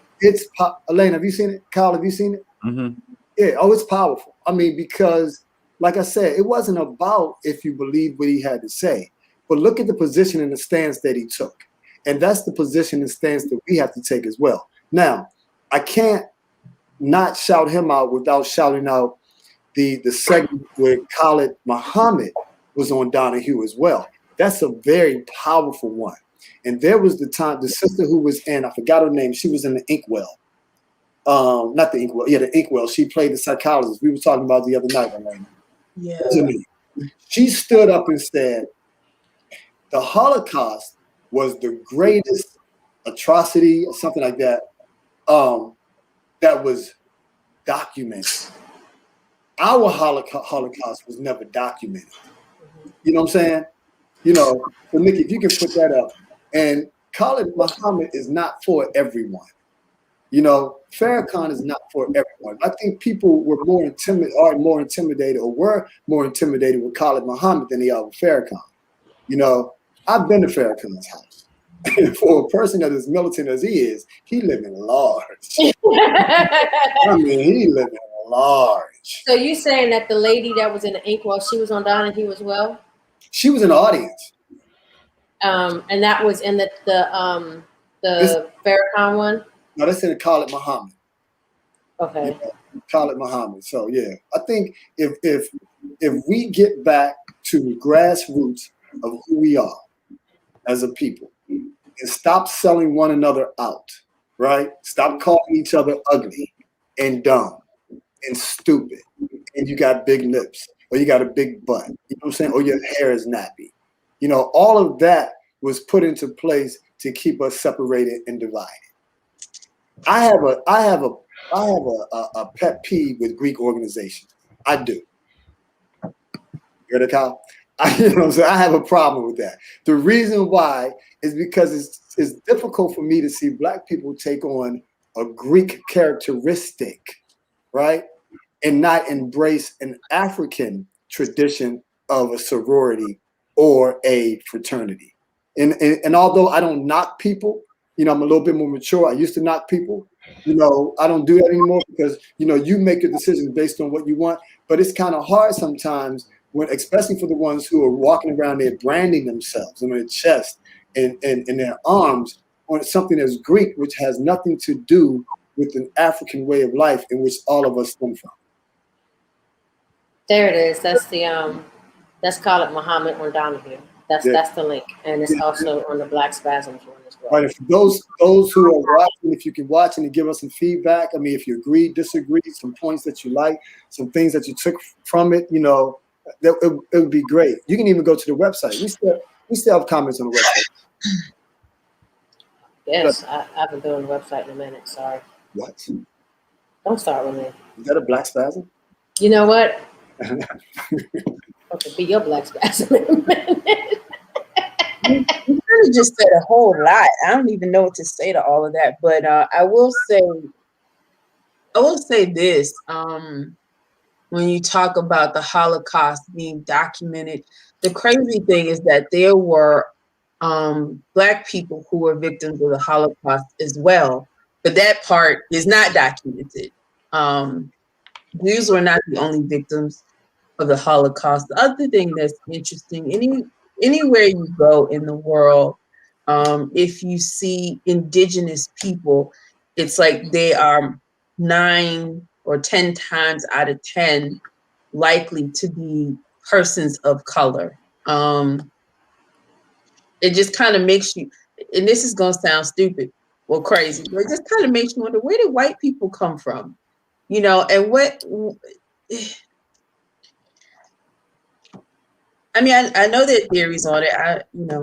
We don't have to go through that, but Right.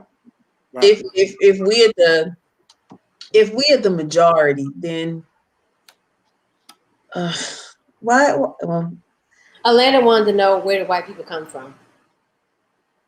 Let's Google it. Did they come from us? Yes. Well, I don't mean like how did they get on the planet, but Okay. The imperialistic mindset where you feel like you must dominate the world. yeah, and their rise to power, like, and I mean, look, I get some of the historicity of it, but it just, I'm still a little baffled. Like, it baffles me to this day that Haiti and other countries that are occupied by persons of color are still are paying. How why do I have to pay you for my independence? Like, how in independence? How crazy is that? Like Haiti just finished paying off France in like 1974 or something. There's a reason why it's the poorest country or one of the poorest countries in the world, because they had to pay for their freedom after their insurrection war. I mean, you get your. I mean, I whoop your ass, and I got to pay you for whooping your ass. I mean, if that's the case, but you know, as Eddie Griffin said when he came down to Rodney King, he said, "Whoop my ass, give me my cash." You know what I'm saying? I mean, and that's what we dealing with, man. Y'all saw that, right? You saw it, right? You know, but I feel sorry for Haiti, and then they demonize Haiti. The Haitians, they demonize them. You know. But so do we. So I have Haitian friends that have come here, that grew up here. Parents are from Haiti, and it's like, I guess this is 80s or early 90s, and these kids are just ostracized. You know what I mean? It's that finding somebody else to look down upon. We are the lowest on the totem pole, and now the Haitians are underneath us. They speak a little funny. They may not have the clothes we have, or may not have the same social economical background just getting here. So we do what's been done to us. That's a good point, because you know when you hear black people talking about those damn Hispanics. I'm like, yo, remember, we used to get treated like that. You understand what I'm saying? So be careful before you want to start talking about someone. Don't think that you have arrived. You know, right? You become an Americanized. Mm-hmm. Exactly. Yeah, don't think you've arrived. And the problem that we're facing now is that, you know, the Hispanics and the other cultures, they stick together, you know, because they came over intact. We did not come intact. That's a good point. You know? That's a good point. Oh, yeah, the British colony. Yeah. It's amazing what's going on with Jamaica with the Chinese. You know what I'm saying? You know, they've taken over Jamaica and Africa. Like, okay, sorry. No, go ahead. That stirred me up, obviously, but I don't. Since when are Chinese people so concerned about what's going on in Africa? I mean, I get it, but really?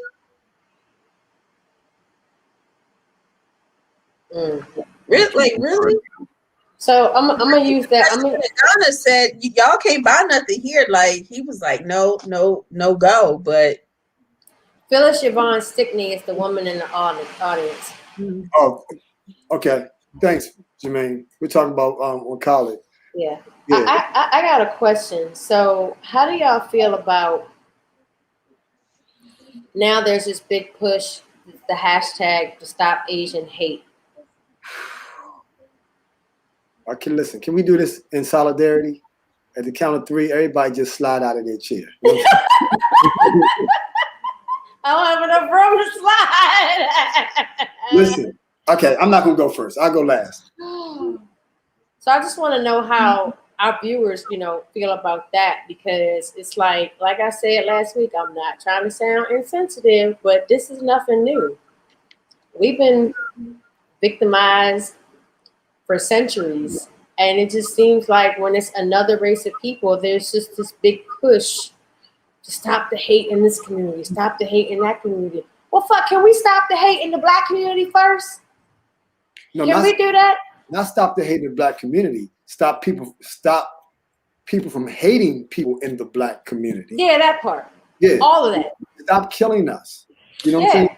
All of that. It's almost a necessary evil for the black community, because like I was saying, I think episodes before, the hate crimes in the gay community got anti-lynching bills, or helped help the death of a black person in weird circumstance become a hate crime where it never was before. So with these other groups having to go through this same toil, ultimately helps us down the road, because it's always happening to us. Mm-hmm.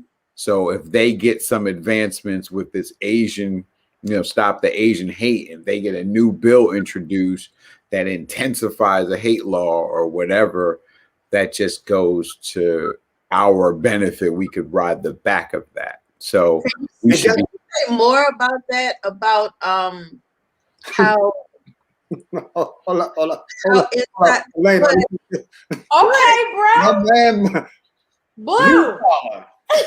How you really feel? Welcome. Let them hold their own and get in line. Ooh, okay. All right. Oh shit. Hold up. We might need to take a 3-minute break and come back because I think we're gonna be in this one for a minute. Got to be more careful. Go to Lane. Wow.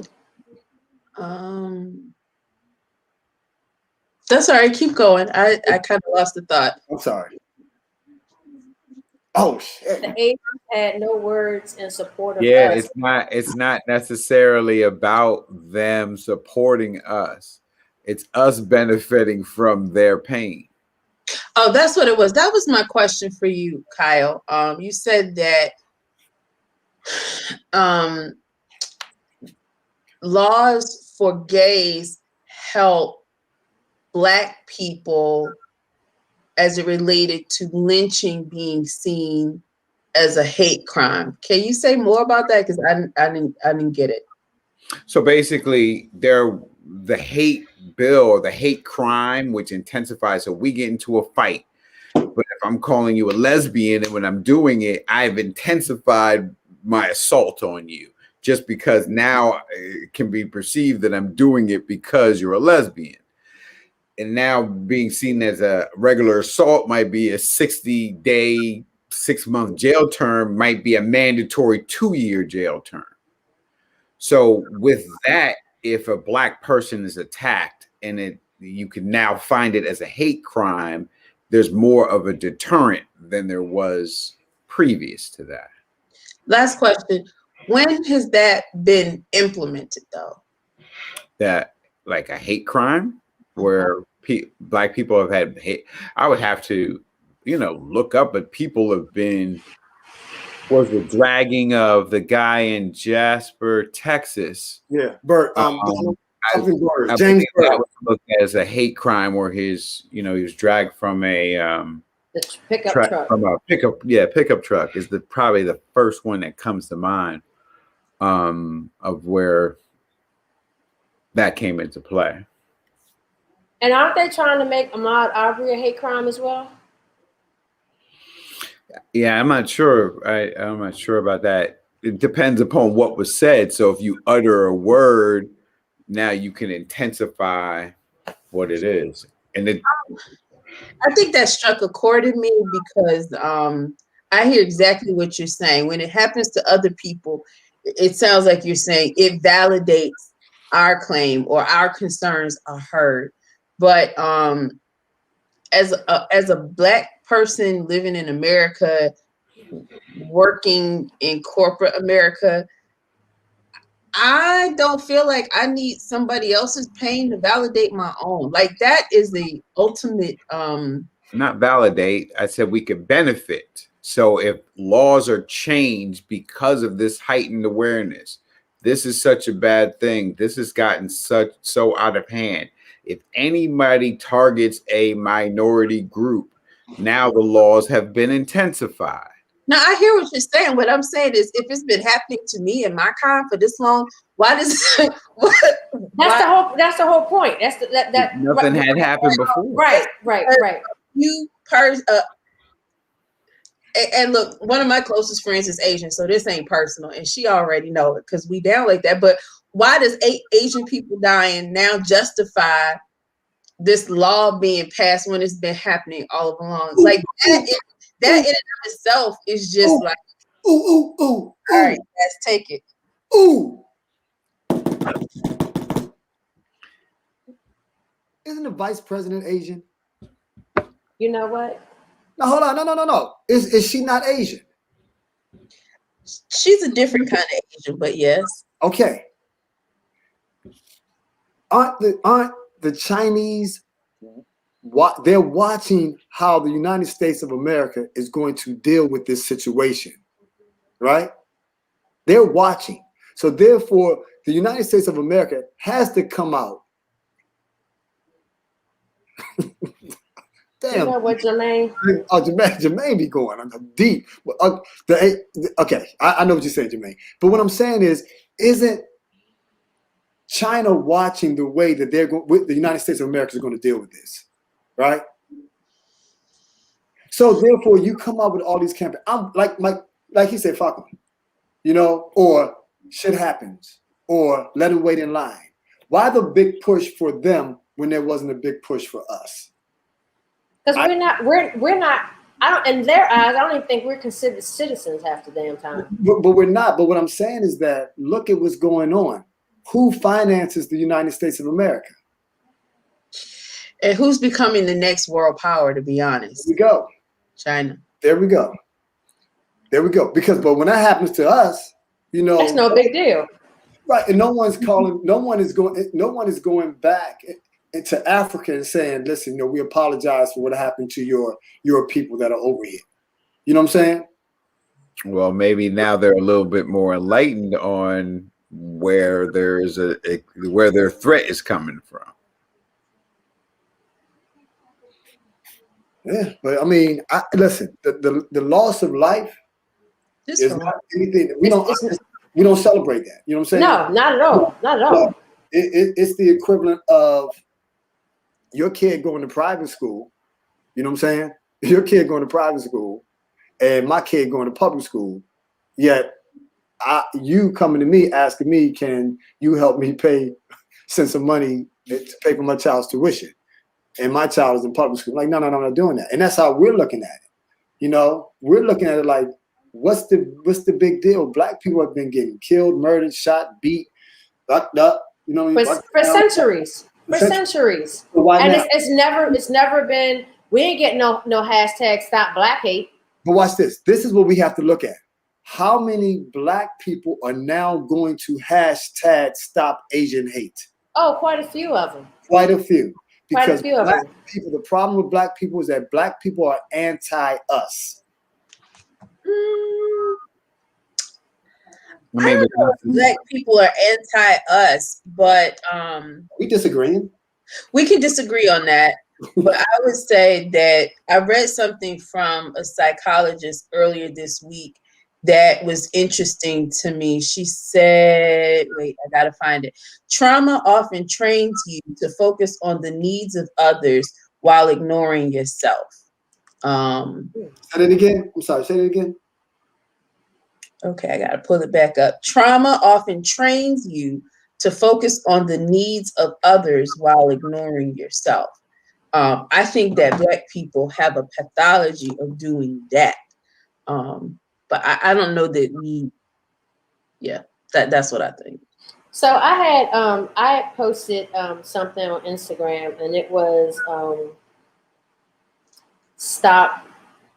I think it said like stop Asian hate, but the line was crossed through it, and underneath it said stop white terrorism. And I had a retired cop in my inbox basically questioning it. At first, I thought he was being a smartass, but he just wanted to have a conversation on race, because he said, he actually thanked me later. He was like, thank you for being open-minded and having the conversation, because when I try to have it, he was a white guy. He was like, when I try to have it with people, they get upset or they, don't want to talk about it. And what he said, he's in California. He said that a lot of the Asian hate crimes in California are being done by blacks. Now, I hadn't heard of that, so I don't know how true that is, but I thought that was very interesting. I think we have an interesting history or coexistence that puts us sometimes in proximity, and I think that sometimes Asians in certain institutions and businesses may be on the receiving end of black frustration because they're in our communities. I would not consider that a hate crime, or because they're Asian, just because. You know what I mean? I don't know. Right. If a store owner shoots a kid and then there's something retaliatory, that's city drama or block politics type of thing, more so than us going in there, going to any Asian spot, breaking it up. Right. Look, like I said, one of my closest friends is Asian, and they have their own struggles. the racism and oppression Olympics. Like it can't be compared. And if she were watching this right now, she would agree. She's my friend probably because she studies race and immigration, but it's not to be compared. So I don't know. Like I don't want to be rude, but can we move on? This is not Asian spasms. No, it's not. I tell you one thing, and I ain't want to bring it up, right? But that clown, that clown who was on the internet yesterday for cheating on his wife. What's that clown's name?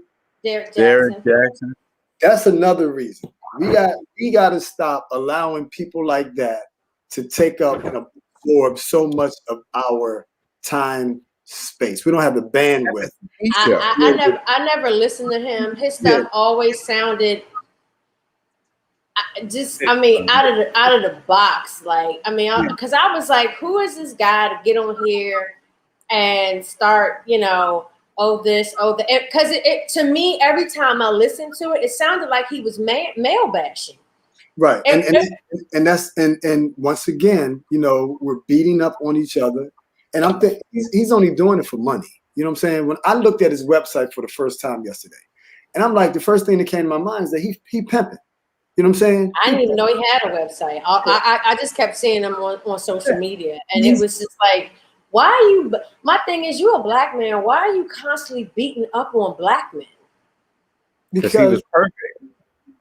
Well, as Jermaine said, divisive. And it is divisive. And if you notice, it's always pitting black men and black women against each other, And instead of trying to get an understand or overstanding, this cat is putting himself out there, and then he comes back around and is doing the same things that he's talking against. And guess what? He's gonna make billions off of it. No, I won't say that. He's gonna make some money off of this because he now has street credibility. And then you got those bleeding heart females out there. They're gonna say, well, everyone makes a mistake. You know what I'm saying? And the black men already don't like him. You know what I'm saying? Because every time you turn around, he male bashing. Like, you can only talk about an entire race of people if you're doing what they're doing. If you're not cheating and doing crazy stuff, how do you know about that? You can only conceptualize. You don't know. You know what I'm saying? I can't speak for all black men, and I try not to. It's a multi-trillion-dollar biz to bash, announce, and denigrate black men. Let me say it. I'll shut up. I think I have the charisma to be somebody's pastor. You know what I'm saying? When you don't see me doing this, you know what I'm saying? I know the Bible a little bit. You know what I'm saying? I can go in the deep country and teach and act like that, and then come back home and have a separate phone, so anybody call me on that phone, I'll go into that room, which is soundproof, and pick the phone up and say, praise the Lord. You know what I'm saying? But once I go outside that room, I'm blasting music. But what happens with me with that, if I were to do that, then I fall into the same category that everybody else is doing, right? I'm teaching you what you believe, not what I believe, right? And that's, people don't want to know. They want to know that you're walking the same walk and talking the same talk. So people would have left church a long time ago if that was the case. Say it again. I said, wouldn't people have left most of these churches a long time ago if that was the case?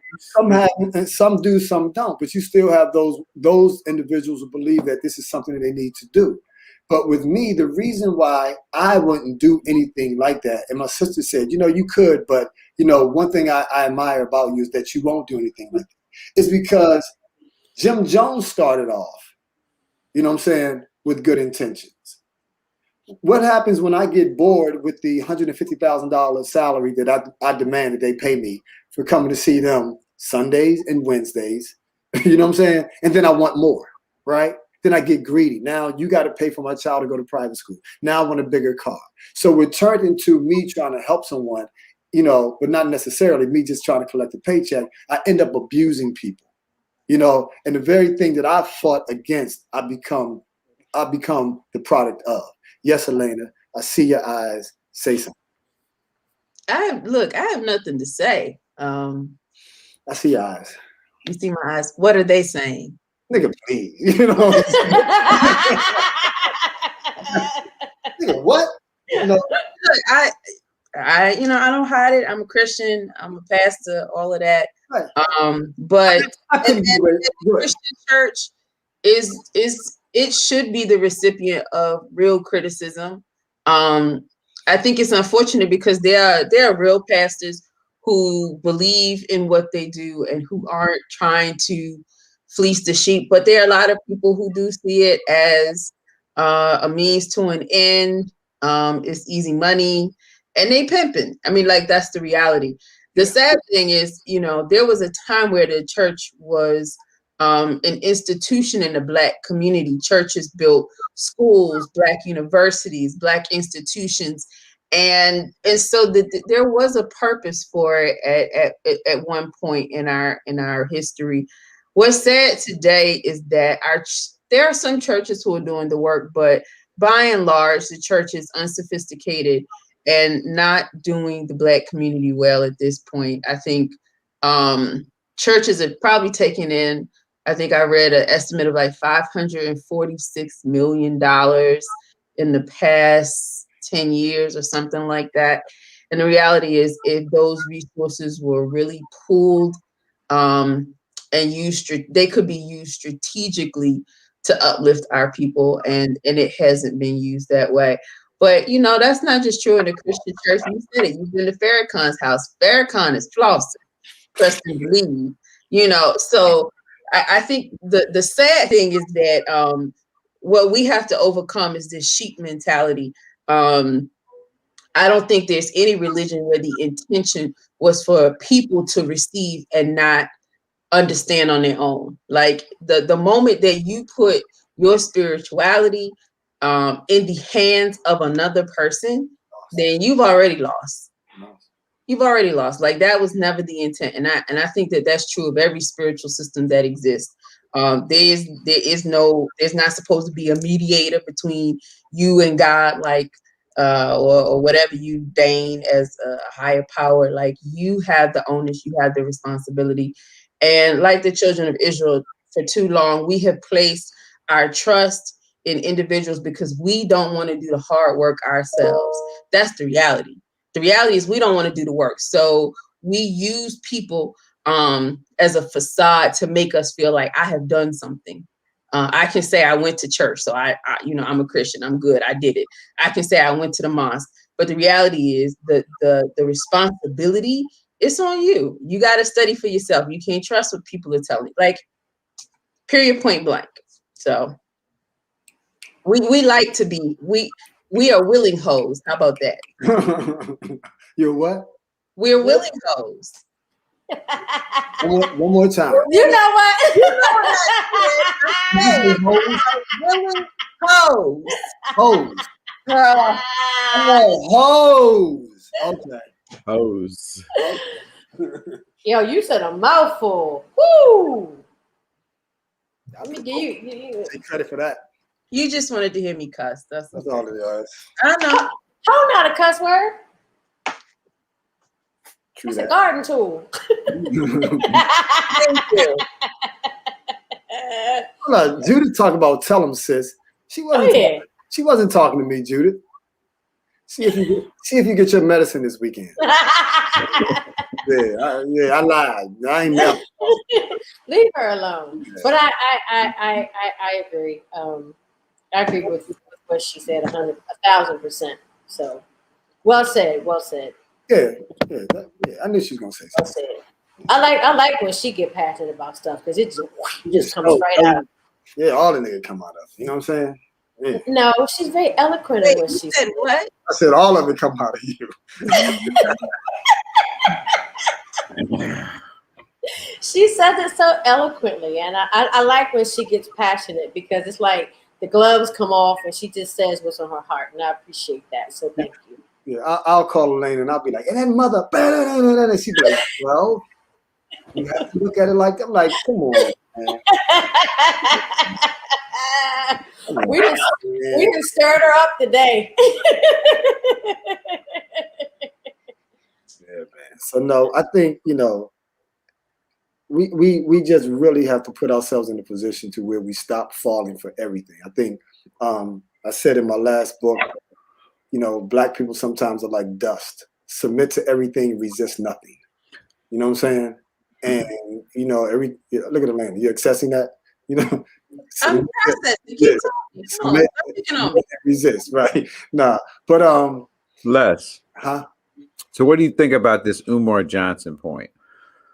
What did he say? He said, now I don't subscribe to a lot of his thinking, but I wanted to, this point is very interesting. So he says the Black church takes his Jesus money every week and puts it in a white bank that won't give the community that serves the church the money out of that bank.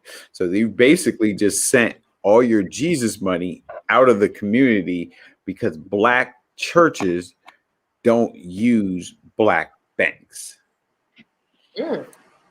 Black churches I know use Black banks, but it's a point he made. Where's the DCGB school money at? And where the school at, bro? No. I'm not. I don't know anything about. I just was talking about one particular Umar Johnson point. I didn't necessarily have to quote Umar Johnson. It was a point. I don't know what's up with the Marcus Garvey School.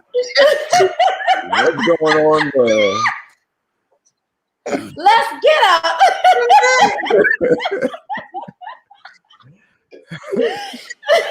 I think he bought a school. Damn. I don't know if there's any books there. Oh gosh. So, what you think it's incumbent Say how you feel that these Black churches are all putting their money in institutions that are fair in their distribution processes and ensuring that there's a lot of or a percentage of small Black businesses that have access to funds? Well, there are not too many Black banks, first of all. Right. And it doesn't matter if it's a Black bank. There's no such thing as a Black bank. Exactly. Yeah, there are. No, listen. Like there's no such thing as a school. No, you're saying from the backing? Yes. Okay.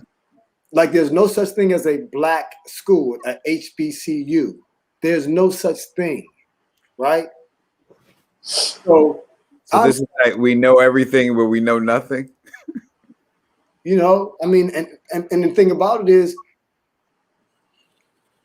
we were brought here, right? This is not ours. We were brought here. Like you said, we don't own nothing. We don't own nothing. Nothing. So when people talk about this is mine, you're renting this. You're renting this. Everything is rented. It has an expiration date. Including us. Definitely. We're only here for a minute. So when we hold on to things. So there are no such thing as a Black bank. The Black bank in DC is Industrial Bank, right? Industrial Bank cannot do the volume as a SunTrust or Bank of America by design. It's on purpose. They're not going to get that. Umar is right. He's right. You take the money, you put the money leaves the community and it never comes back. A lot of that is on the leadership as well. The banks and HBCU are Black managed, not Black owned. Correct. So therefore, if someone came, would you say? It's the con. It's a con. Y'all ready? It's all about money. Ain't a damn thing funny. You gotta have a con. It's land of milk and honey. So therefore, if you want a huge church, a mega church, and the only way that you can get funded is to go through a white bank, are you not going to not go through that white bank? You're going to go. The chances of you getting a mega church funded from a Black bank, it's not going to happen. It's not going to happen.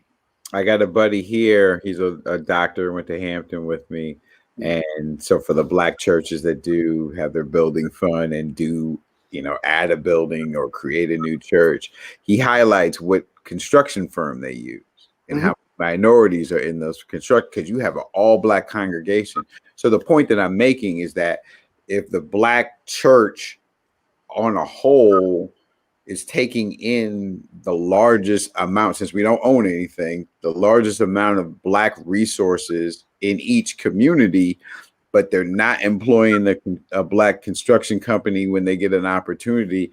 They're not trying to at least maybe negotiate funds with a credit union to let their parishioners know that they can get a little small business loan there or work out some deal because they got 10, 20, 30,000 or $30 million running through this particular bank and negotiate something for the people there.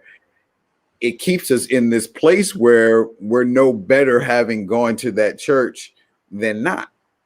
And that church is, where we congregate, where we fellowship, and it could be that extra protection. It could be where they're hiring Black electricians and Black, construction people or not.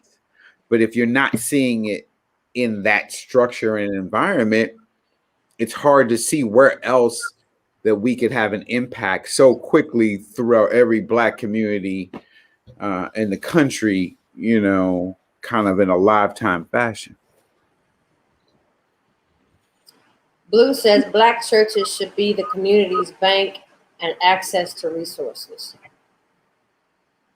And Miss Brown Eye says some really don't have a good understanding of that backing. For example, look at how people really go hard about representing those alma maters like it is. I mean, I think that, the Black church definitely stands to be critiqued, but it's also under attack. I know in the city of DC, Black churches are really struggling to hold on to property. I know several churches. When I say several, I would say at least 50, where the zoning boards around them are really trying to edge them out of the communities because the community makeup has changed as well. Wow. Neighborhoods that used to be occupied by Black people, and now you got young white guppies moving in with wanting dog parks and so it's a struggle for all of us. It's like Les said, you own the house, but you don't own the land. So when you don't own the land, and you never really own the house because you always got to pay taxes on it. Well, I mean, you got a mortgage. You know what the etymology of the word mortgage is? Till death. Mortgage, death. Yeah, death. It's deep, man. so we gotta own the land, and then we have to have the house built so we don't have a mortgage. But you don't own. You can't. I mean, when you say own the land, what does that mean? Like I own land. On the land. So no matter if it's owned, if you own your house today, no matter where it is, that unless you kind of off the grid, your property is being assessed, and whatever improvements on it will be taxed yearly. Once again, we own nothing. It's always going to be a problem because of those metro cities own the rights to those lands. And then Jermaine says, church has our banks. All hell to the no. Learn private banking. Banking commercially using the shelters. And Ms. Brown says you will always owe. Taxes will be paid. Right. Many old Black people have lost, or their families have lost their homes that were paid off, right? But the taxes were raised to a point where they couldn't keep up with the taxes. How much Black wealth has been lost to unfair taxation? Like that's legacy, right? But it's intentional. Mm-hmm. Mm-hmm. Mm-hmm. Tax liens, every month there's a whole list of tax liens that come up. You can buy the tax liens on a library, on almost anything, but you have 2 years to pay off that lien. or that property can go to someone else. So Mortgage equals death pledge. One must get an what is that? Alodial. Allodow title for the house. What is an allodow title? I've never heard of that. Jermaine, what is that? Allodow title. Educate us. It might be something, you know. When is Jermaine coming back on the show? Where you at, bro?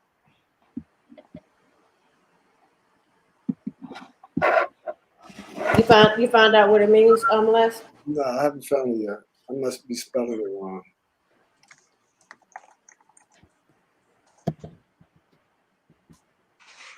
Mhm.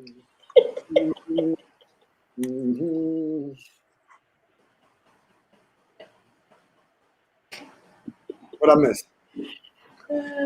So Miss Brown Eye says definitely intentional, and then ooh, not nice, and then Alladell title constitutes ownership of real property. Thanks, D. So is that something special that you have to like apply for? And look, how hard or easy is it to gain? Hi, Miss Thomas. Miss Thomas. Mm-hmm. Okay, so she says constitutes ownership of real property that is independent of any superior landlord. Is related to the concept of land held in or land ownership. Okay, and then okay, same thing. Okay, thanks y'all for Google. So then the question becomes, how easy or difficult is it to get that type of title? Is that something that you got to jump through hoops? You got to give your firstborn? I mean, you know.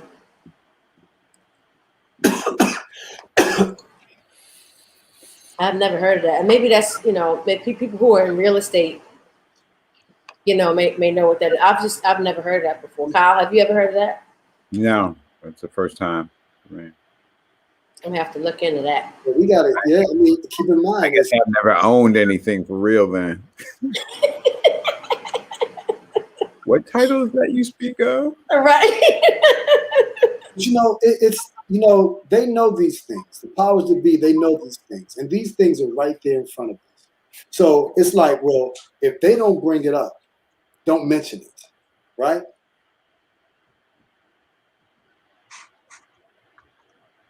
Okay, Jermaine. Okay. Okay. I have to watch that. I've been busy. Okay, cool. All right, y'all. This was awesome. I learned a lot today. You know, I love when I learn stuff. So I thank the viewers for educating me. I thank Elena for educating me on Christianity, which I did not know. So thank you for that. What you reading, Elena? Oh, I'm just reading a little bit more about that type of title and the historicity of it. Louisiana Purchase, all that kind of stuff. It's interesting. Mm-hmm. You know, let me say this. I've never heard that title before. I've never heard that before, right? And I think I'm a little smart. You know what I'm saying? Maybe a little bit. But look at how much we haven't heard. Things like that. Things that, you know, white kids who come out of college and at 22, 23 years old and they go buy property, you know, and they know all the right words. To me, it's kind of like when you go on a job interview and the boss knows how much the job is paying. So the position is paying $150,000. You don't know. So you'll say something like, so how much do you want to make? And you don't want to outbid yourself. You say something like, I'll settle for $45,000. And they're like, okay, great. You know, versus saying, well, this position pays $150,000. They're not going to tell us this. They're not going to tell us, and a lot of times we don't have the the gumption, the drive to demand more. I'm worth more because we've been taught to accept what has been given to us, and take what they give you. You can always grow from that. But then we get upset when someone else comes in and applies for the position and gets the job as well, but they're making $150,000. Well, what's the difference between you and me? You didn't know how to negotiate for yourself. Right. It's having that person to go back to, and what do I do in this circumstance? And if that person's like, take the job. You need to work for AT&T. You need to work for Xerox. Good point. You need this position. You'll get to wherever you want to get to later. Just get in. And then another person is saying, well, once they've given you an offer, counter. Yeah.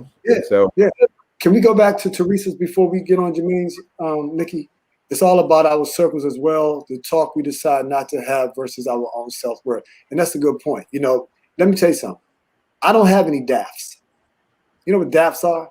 DAF, dumbass friends. I don't have no dumbass friends. I thought those were donor advised funds. No. See, that's why I don't have no dumbass friends. People like her. See, can't be dumb and be around me. You know what I'm saying? Because there's so much out here. Okay. Nationality plays the key. Nationality ties you to the land. Your sovereignty gives you the right to the land, despite someone else's name on it, who usually doesn't have ties to the land. Caucasian. Indigenous.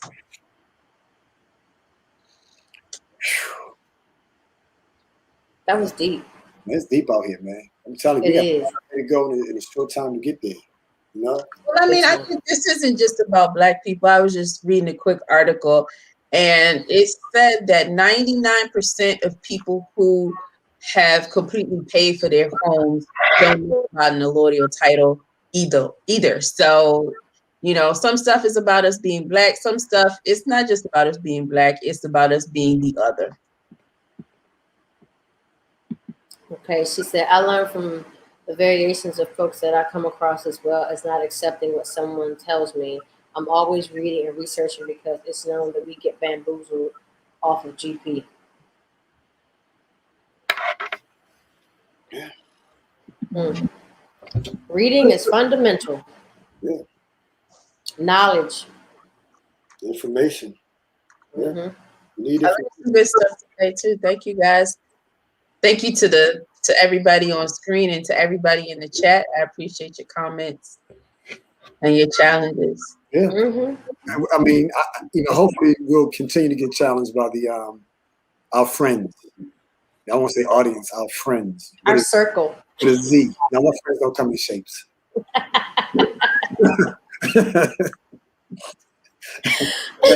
I snorted, and I don't even snort. hey, Les, I didn't get you to break down my name. I think I left that show. Oh, yeah. Slim, you punked out that day because you thought I was going to go deep on you. Yeah, No. I want to know. I can use it to my advantage. Do that. Close out the show. I'm ready to. I want to hear it too. Yep. KYLE. Come on now. KYLE. Let's go. Okay. Kyle.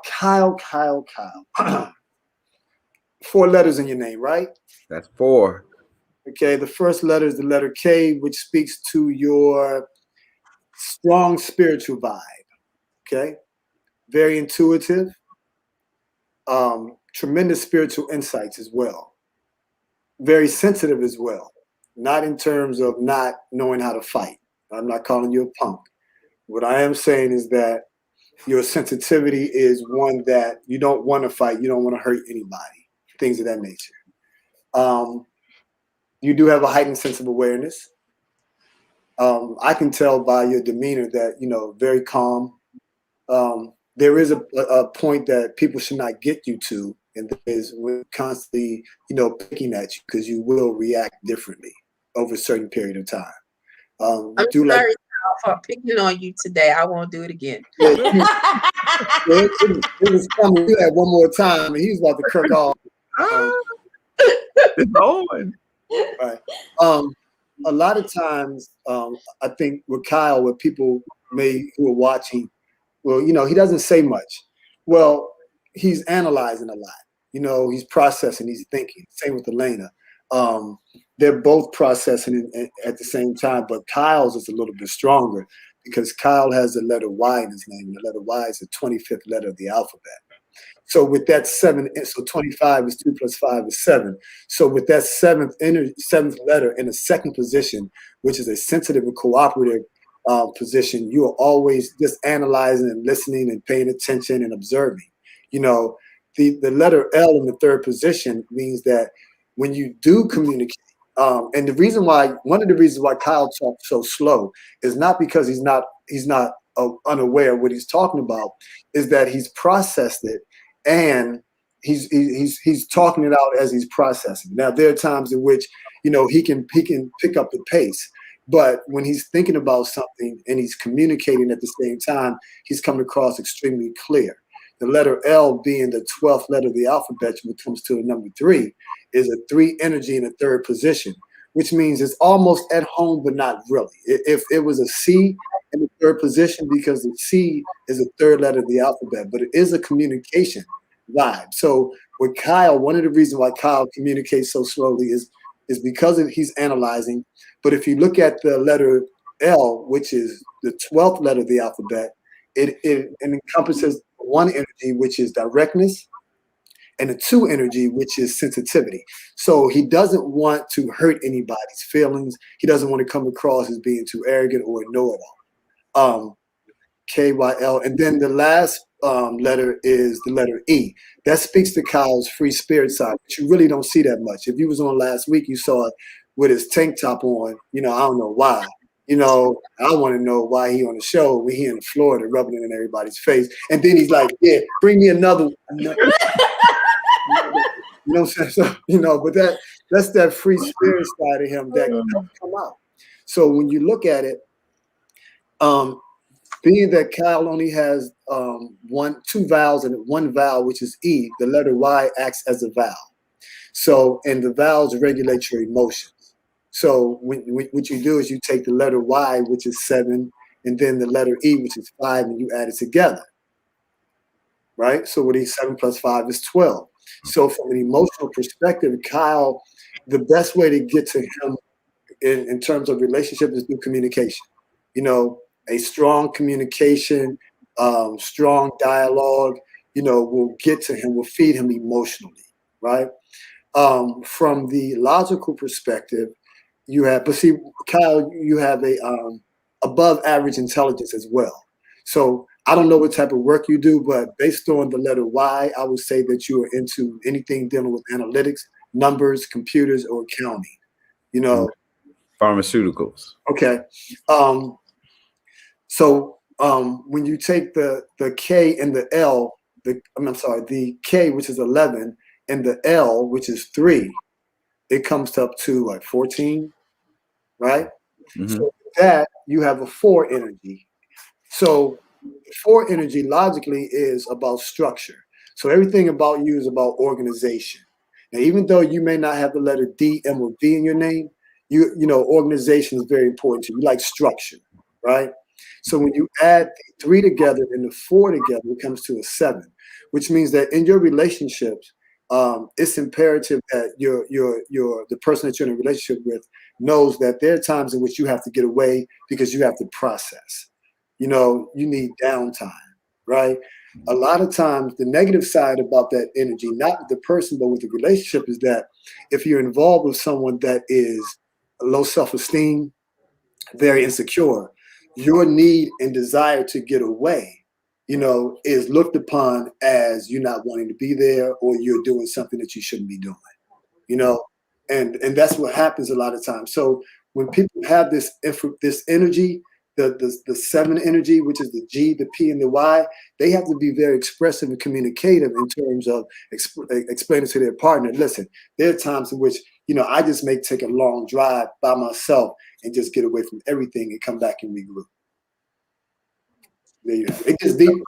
Appreciate it. No, that was on point. Yeah. So, if you go to my website, I've played around with a few things. I'm now calling this letterology, the study of the letters in your name, and one thing that I've been working on is, I've always said it's important that what you name your kids.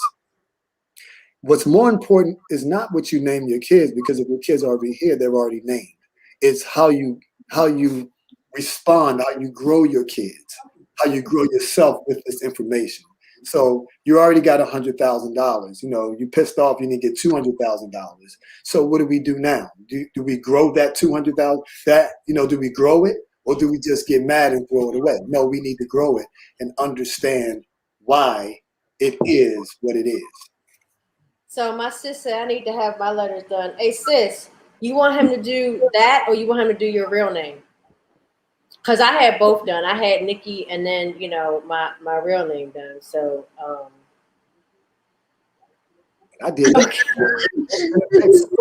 Jermaine says, let's read my name. I need to be reminded how much I'm not for everybody. But hold up. But here's the interesting thing about it. When you talk, wow, ooh, hey, your people need to call me, because she knows. No, I want to hear it. Do Okay. I'm gonna do it. But when you talk about with Jermaine, with Elena, with myself, and with you, Kyle. The reason I'm not saying you, Nikki, right now, because I can't see your energy. That 7 energy is, we're always processing, we're always thinking, right? So if you notice, you know, Elena would be like, Kyle, what did you just say? And Kyle would be like, well.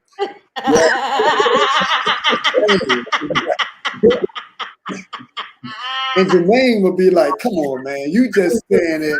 You know, that's your PC way of saying it. Right? What happens with those type of relationships, anyone from the outside in will look upon it as though we're being antagonistic towards one another. That's not what it is. It's a 7 energy spiritual wisdom challenge, right? That we're trying to get an understanding of what's being said. So one thing, because I know Elena's energy, I don't toy with anybody. But when I say, Elena, I see your eyes moving, you know, what you got to say, that's a way to elicit a response, because she's going to come with it based on the L's in her name. So you got the L in your name, Kyle, you got the L in my name, and you have the L in Elena's name, and 3 different positions. So we communicate, all 3 of us communicate differently, even though we do communicate. But the challenge that we do have with those L's is that we do attract crazy people, especially those who are communication starved. Lord, you know, if that makes any sense. So what happens is, and I'll get on to your folks, what happens is, when you take a person like Jermaine is always processing all day long. It's to the point he blows me out the water, but I don't let him know that, because I'm superior in my mind, right? Right. But we will be talking, and because his L, my L, we can talk, Elena's L, and even with you, Kyle, we can talk about 500 different things in a conversation, and someone with the D, M, or V in their name couldn't, in a key position, couldn't track us. They'd be like, you guys are all over the place, I can't deal with it. But we're having tree branch conversations. We are all over the place, and sometimes we can come back to it, sometimes we can't. And the understanding and accept comes in, that when talking to me, there's going to be times I'm going to interrupt you. It's not because I'm being disrespectful. I just got to get it out. It's just, you know, that there are times when I'm operating out of my middle name, which is completely structure and leadership, I chill out and I won't say anything. So a lot of times if I'm like this and I'm listening, Nikki was like, come on, man, you got to say, you got to get involved in this. It's because I'm focused in on what's being said. So when we're talking to each other all the time, it's like, what? You know, and when Elena got there, she like, what is, you know, and people like, she has the angry black woman expression, you know, or the RBF. The right. I was going to say the RBF. But I'm so nice. Right. You are, honey. You are. You're very nice. Like I've been accused of having a resting bitch face, and I'm not a bitch. You know what I'm saying? I'm like, but, so all right, do time. I'm coming, impatient. Okay. Let me wrap it up. So, but so this is why when you see that dialogue between the intersecting between all of us is not negative, it's critical. And we're like, So let's do your peoples. She said, and she said that before. She said she was born with an RBF. Yeah, so well, it doesn't help her cause. You know what I'm saying? No, it doesn't help her cause at all. Hold on one second. I'm going to have to write her name down. Okay. All right, Ty, he getting ready to do you. I mean, just by looking at her name, I can tell that her relationships are challenged. The letter K, with both Kyle and what's her name again? Nikita. Nikita, is that you guys are experiencing some strong spiritual challenges, and you may not have an understanding of how to process through it. And what she said. She said, I try not to. Every kid pic of me has an RBF. I've seen her kid pics, and she just be looking like. Yeah, that's how I am. Let me put her name back up so you can write it down. I walk around looking like droopy dog. I'm happy. That makes me mad. So with her, just off the bat, she's very misunderstood because with the RBF, if she does have that, she may appear to be non-approachable, right? Strong spiritual challenges. And who's that? Uh-oh. They're watching me. Shut up. Go ahead. So she may come across as not being approachable, which she's very sensitive. You're extremely sensitive, and you're hiding your sensitivity. And most people with your energy hide that, because we just do. It's aware of what's going on around us. So we're not the type of people that will come out and be like, hey, how you doing? And excited. We're not those type of people that you would have to approach us. One piece of advice that I will give you that I had to practice myself is that you have to make yourself available when you start walking into rooms. You have to be the first one to speak, or you have to be the first one to smile. If not, people are going to consider you to be very unapproachable and standoffish, and you may lose a lot of opportunities that way. Believe me, it's happened to me. Okay, so let's get into it. She said, this is so true. I just thought it was the Aries in me. Well, I don't go off astrological signs because, what happens when they throw a few signs in? You know what I'm saying? And what happens if the constellations don't line up? So, Nikki, can you put a name back up there for me? NY.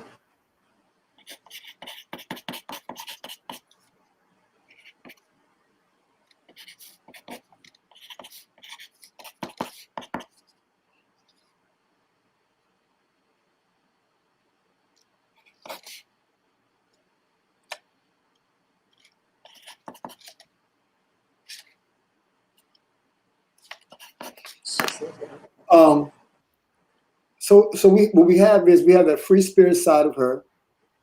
We have that strong analytical side that's always processing, but can also sabotage the relationship. You have that 11 energy, the same with Kyle, which is that master spiritual energy. So you're vibing. You could potentially be a what do we call it, empath? I'm not for sure, but you're gravitating, and things are gravitating towards you. So you're attracting all types of energies to you. Be it male, female, crazy folks, insane folks, which a lot of times will cause you to question yourself. What am I doing to attract this energy?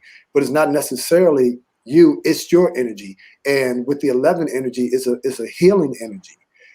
With that, everybody wants to be healed, So just because you attract something doesn't mean that you have to entertain it. It's like if somebody threw some dog shit at you, I'm pretty sure you're not going to sit there and catch it with open arms.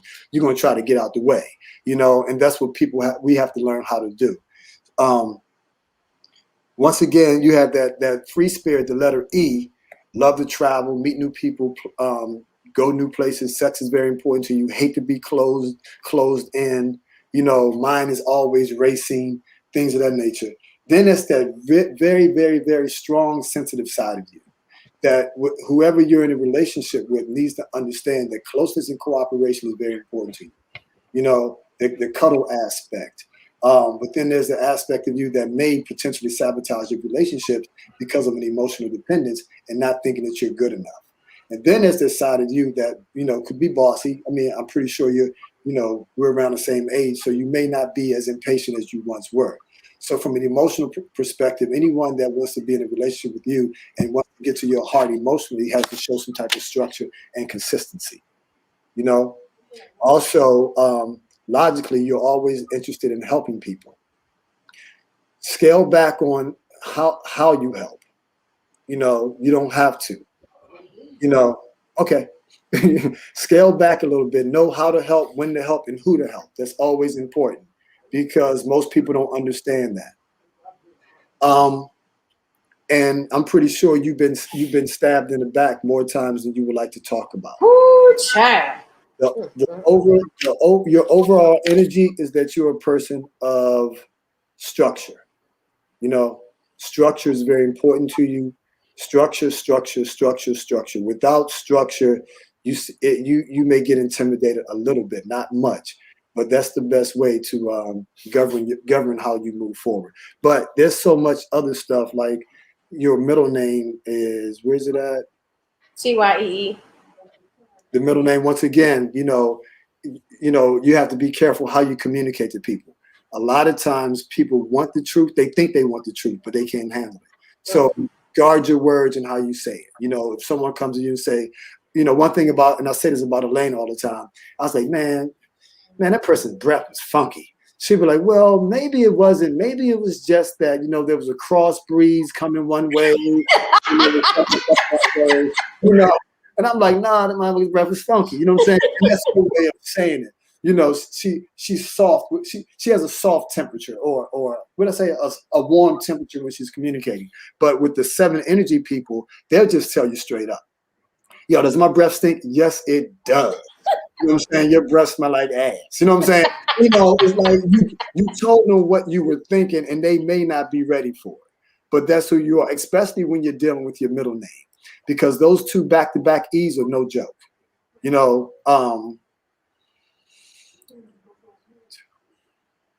And so if you add up the 2 E's, it comes to a 1 energy. So emotionally, it's all about you. When you add up the T and the Y, it comes to a 7, right? No, it comes to a 9. So once again, you're dealing with the master spiritual energy again. So that means that you dealt with some spiritual things that you really need to get a hold on. And whatever you deny in life, you're destined to repeat. You know what I'm saying? So, it's deep. So what I would recommend, if not some type of strong spiritual foundation, whatever it is, if it's church, if it's meditating, whatever you do to lock in with that, because you're going to have to elevate your level of consciousness and your spiritual awareness. If not, if you're going through things, you're going to continue to go through them. But if you've come out of them, you want to prepare yourself. So if once you go through them again, you'll be okay. So, Ty, was he on point? I believe he was. Hey, Les, what was the letter positioning that made it with the sexual importance? What was that again? with yours, Kyle's a freak. You know what I'm saying? Kyle's a freak. I mean, straight up, he freaky with it. Is it that E in the 4th position? What is it?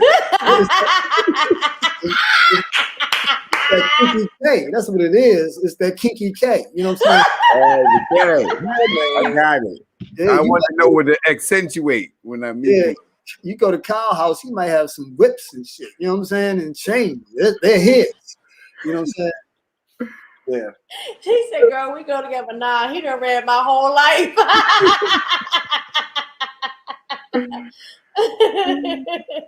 This is what I'm saying, right? It's all about how we're relating to each other. If you understand the person and you accept it, we can relate well. There's never a reason for us to get along. I'm gonna give, and I say this. He said, I mean, is that why I'm a freak? That damn K and that E. Hey, listen, I don't want to put your business out there like that. Hey, go with it. Lean into it. I need clientele. I ain't trying to. I ain't gonna put everybody's business, but I like that. Yeah, one thing about it is like, and I talk with Elena all the time, is that, being able to understand and accept people, right? It doesn't mean that you have to accept abuse. It means knowing a person's characteristic, right? So Elena called me out a couple weeks ago, right? And the first response was, fuck it then. You know what I'm saying? But understanding who she is, right? And then I'm like, okay, I value the relationship and I understand her.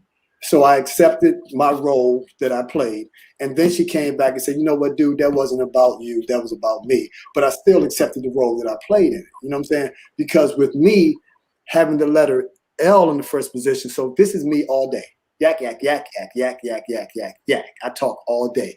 But when I move out of my first name into my middle name, I don't talk. I'm quiet. So if you ever see me not talking, it means that, I'm in a different mind. But the letter E, which is the last letter of my name, actually drives the first letter of my name, which is L. So I'll be talking to you and I will cuss you out with the man, shut the fuck up. You know what I'm saying? And like it ain't nothing. Because that free spirit is controlling the letter, that communication vibe. So the last letter is forcing that first letter to overreact sometimes. So with that being said, what I have to learn how to do and learning myself is that just because this is my energy doesn't mean I have the right to talk everywhere I go. I mean, I talk at funerals. You know what I'm saying? I'm always talking. I talk in my sleep. But what that means is that what I have to do is learn how to control my energy, or my energy will control me. And those people with the 11 energy, and I'll say this and I'm finished, is so strong, it masters the people that have it. It controls you, you don't control it. So with this 11 energy, if you're ever in a situation where you're becoming hostile, walk away. Because with the constant criticism and abuse, you're going to overreact and you can potentially kill someone. Walk away. She says, okay, so what books can I find that teach me more about this? Books? We got a web. Hold up. Hey, Ty, go to his website. I thought she was saying, oh, where can I book him? Book. That's his website, Ty. You can get an in-depth reading and he can help you more, he can help you understand yourself more. So he that's does birthday parties and bar mitzvahs. Hey, we're holding in the next couple of months, we're going to do a mini relationship series, right? Food is going to be served, and not to put anybody on blast, but just to come in, sit down and chill out and just and get this information. I'm never here to talk about your dark secrets. I don't know your dark secrets. I don't know anything about you. What I'm here to do is to expose that talent that you have and help you utilize it to where you can become, like they used to say, all that you can be in the Army. So, and we still haven't talked about your blockages. So, and that's what everybody needs to understand, their blockages. Go to his website, sis. Let me put it back up again. As a matter of fact, give her my number, Nikki. You can give her my number. Okay. So you can go directly to me. That's his website, innatedynamics.com. Yeah. I don't know. I feel like I just saw a different side of Kyle with this kinky K.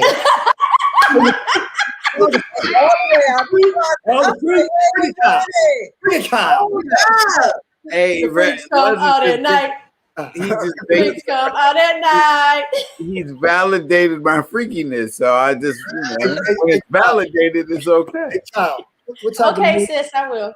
What type of oil do you use on your bald head when you get freaky? You know what I'm saying?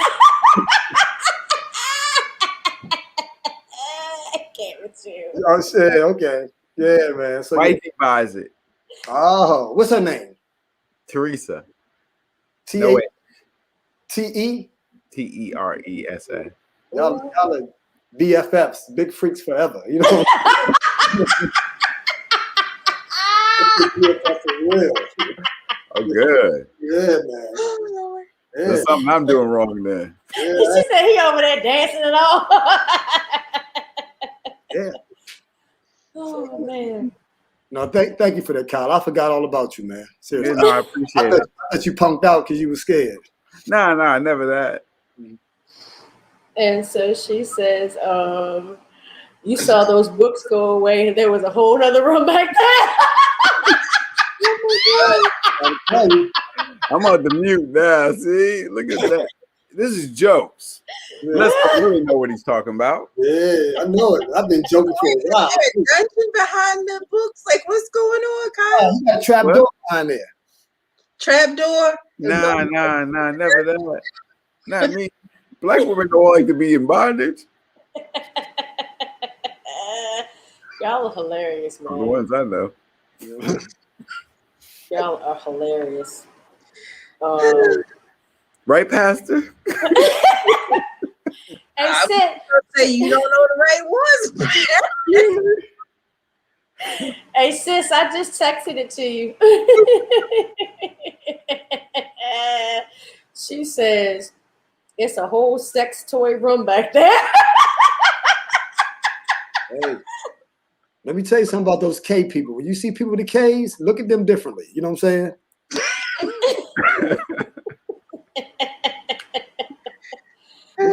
Hey. Yeah, it's deep out here, man. Hey, cuz I never knew, man. Not easy. But yeah. it run in the family, cuz it run in the family. So Oh, yeah. there we go. But check this out. It's amazing because out of all the names you chose to name yourself, you chose Nikki. With 2 Ks. With 2 Ks, baby. 2. Not 1, but 2. No, she said, ask me how I know. Hey, and Prince wrote a song about it. Yeah. Mm-hmm. I'm just saying. Yeah. Prince wrote not Nikki, but Darling Nikki. Mm-hmm. Oh yeah, that's another thing. That's right. I forgot. People call her Nikki too. Yeah, man. I'm glad my daughter has a conservative name. No K's in her name. Man. Oh man, I got 2 kids. I forgot all about that. Yeah, Okay. Yeah, but see, and this is what makes this having this information dangerous, and this is why I don't abuse it. You know, Right. I don't hurt people with it. You know, and I thank the Creator for allowing me to have it because I'm a humanitarian at heart. So you give this to the wrong person, then they're manipulating. Bless you. They're manipulating everything. You know, so the goal is not to manipulate. The goal is to help. You know, I consider myself to be like a modern day Hitch sometimes. You know, I like that. you know, just when he was going through helping people, and that's when even our business cards are that small. You know what I'm saying? So let's see. She says, yeah, Les was dodging all the letters he could with her. yeah, right. And then she says, mine too, Olivia, Taylor, and Brianna. Just simple, but my first daughter needs a check. She cray. She has the letter V. The letter V is the 22nd letter of the alphabet. Oh, you did say something about them V's. Yeah, those V's. One thing about the V's. V's think on the number 11 and the number 22 are the highest vibrations on this planet, right? The 11 is the lightning. The 22 is a thunder. Right? The 22 is powerful, but it moves differently. You know, it moves with force. It's the power broker energy. You know, I was born on the 21st of August. So yeah, the 11 moves like this. It flows. The 22 comes in like a gorilla in a china shop, knocking everything down and over. But it also has an effect on your mind too. So with her, she needs to meditate as soon as possible. You know, because the mind, let me tell you something, that mind is so powerful that it causes migraines, tumors, headaches, all types of stuff. Yeah. They're like the magnets to the mother. Yeah. Okay. Oh wait, it's the 21st. My bad. Oh Lord, let me find out you ain't on your baby birthday. Are you a Leo, Les? Yeah, I'm Leo Virgo. I'm on the cusp. Yeah. Mine is the 27th of August. Yeah. So she has to meditate. She's probably out of all of your kids the strongest one, but she needs to. That mind is always racing. She's the one that gets things done. She's your power broker. Yeah. Wow. Brianna's sensitive. Taylor is analytical. Yeah, you got some. It's some serious dynamics going on in your household. Serious dynamic. I'll be interested to know what your husband's name is. She said my middle daughter and I have the same birthday, which is strong dynamics going on in that household. You got to be strong, folks. Mm-hmm. Yeah, so, well, yeah, hit me up. Yeah, hit him up. She said Taylor is March 22nd. Ronnie, okay. Yeah, Ronnie's a nice guy. He got 2 ends. What that mean? He has 3-5 energy. He has 3 free spirit energies, and he has 2 humanitarian energies. And the O means that, which is good for her, is that he should be a good provider. Well, I don't mean monetarily, but emotionally a good provider, a family man who loves his family, and friends are very important, and he's very peaceful as well. So, and will fuck you up if necessary, if you get him. You know what I'm saying? But yeah, he's the type of cat that he's the type of cat that will be very protective. What's the double N in his name though? The 2 N's. Mm-hmm. The 14th letter of the alphabet. She said he's an amazing provider, and I'm not talking about monetarily. That's her boo. Them two are just. It's 5, and the E is 5. So he is 5, 10, 15. In terms of that, but emotionally, he's a O, a I, and an E. He's a 9. He's a 6 and a 5. Which is. If his name was Connie, he'd be a freak. Look at it. Yeah, hey, you better stop calling your nipples getting. Nipples for your Philadelphia shirt. You know what I'm saying? But no, Teresa's right. They do need to be grounded. Yeah, a lot of grounding. A lot of grounding. So. Yes, sis, definitely give him a call. She said Kyle just logged off.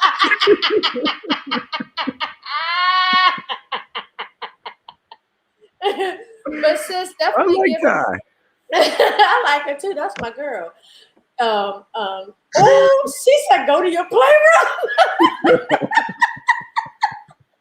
She is off the chain, man. I'm telling you, when we get on the phone, it's nothing but laughs, man. Nothing but laughs. She's out in Georgia. Okay. She's out in Georgia, not far from Atlanta. But I think you read her perfectly. I can definitely agree with that. She's very. She says she will definitely hit you up. Okay. So yeah, you'll find that he did a reading for me, and my jaw sit on the floor. I'm trying to pick it up. So but yeah, he'll definitely help you understand yourself better, which is really cool. Definitely cool. Definitely a gift, my friend. Definitely a gift. All right, y'all. We've been on here almost 3 hours, and I love y'all. Yeah. But not that much. No, she says she can't wait. Yeah, maybe it's a lot. It's more. Oh yeah, it's more. Definitely. Maybe he can like read the whole family, and you can have more insight into the girls. Yeah. So that would probably be helpful. I need to get with you, Les, too, because I need to do a reading on somebody too. Can we reading like I'm a psychic? Just say a name enhancement, letterology. Okay, I need you to do some letterology on someone else. That sounds easier. You know what I'm saying? Yeah, I got you. Thank you. I got you. Mr. Leo. Hey, Mr. Freak.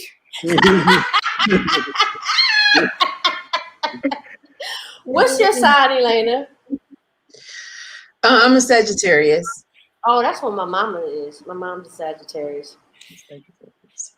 I'm a Virgo. Whew, it's a lot to us, boy. So hold on, who do we owe a button to? Who's the first one? Jermaine. Okay.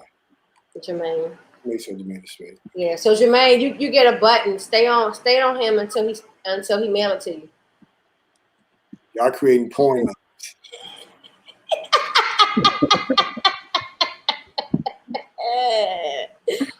This show is morphed down. Look, what's that? That emoji. That's one of my favorite ones. Like, okay. All right, y'all. We want to thank all those who were new to the show. Ty, Tawana, Judith. Judith's name. Thank you. Judith was on the other day. Remember? Oh, that's your cousin. My bad. Last week. Hey, Judith. She's like, hey, who's my man Blue Collar? Is that Blue Collar? Is he new? yeah, he is new. That's my bro. That's one of my smoking bros. Anybody else? Yeah. His real name is Mo, but he has he got a thing for I think he wants to open up his own brewery. Is he local? Mm-hmm. Okay, cool. Yep. He works in DC. Okay. Yep. Who else was new? We had Blue. I think that was it for the new people. But yeah, definitely want to listen, y'all. This was great. I love the insight. I love what you guys were saying. Chris. We forgot about Chris. Oh yeah, that was amazing. Oh yeah, and Chris. She said I was gonna ask for a button, but it sounds like it's gonna cost me, and I ain't talking money. If you're asking Kyle. You all got me on some PI stuff now. Y'all lucky I don't have no power. You know what I'm saying? She said, I have so enjoyed this convo. Oh, wait a minute, hold up. I need to read to y'all what Ty wrote on her as her status, because whenever something crazy happens, she puts it out there. So she said, hold up. He might take it. She said, where'd it go? I'm gonna hit the wrong thing. Okay, so she said, no lie. I'm sitting in the nail salon and this young lady walks in to sign in. Then she seems confused and picks up her phone to call someone to ask a question. She proceeds to ask the person on the other end that when you get your toes done, is that called a pedicure? Because I don't see the word toes. But y'all got all those damn colors in your head. Your mama walks in behind you. You got a fresh pair of Nikes on your feet and the newest cellular device. Jesus, what are they teaching these children? Why? How do you not know that it's called a pedicure? But you don't know. I mean, everybody's influenced by their experience. Yo, let's put that on me. I ain't had no sexual connotations until he told me I was a freak. I didn't know that K meant that. No, I can't that because you embrace that like a mug.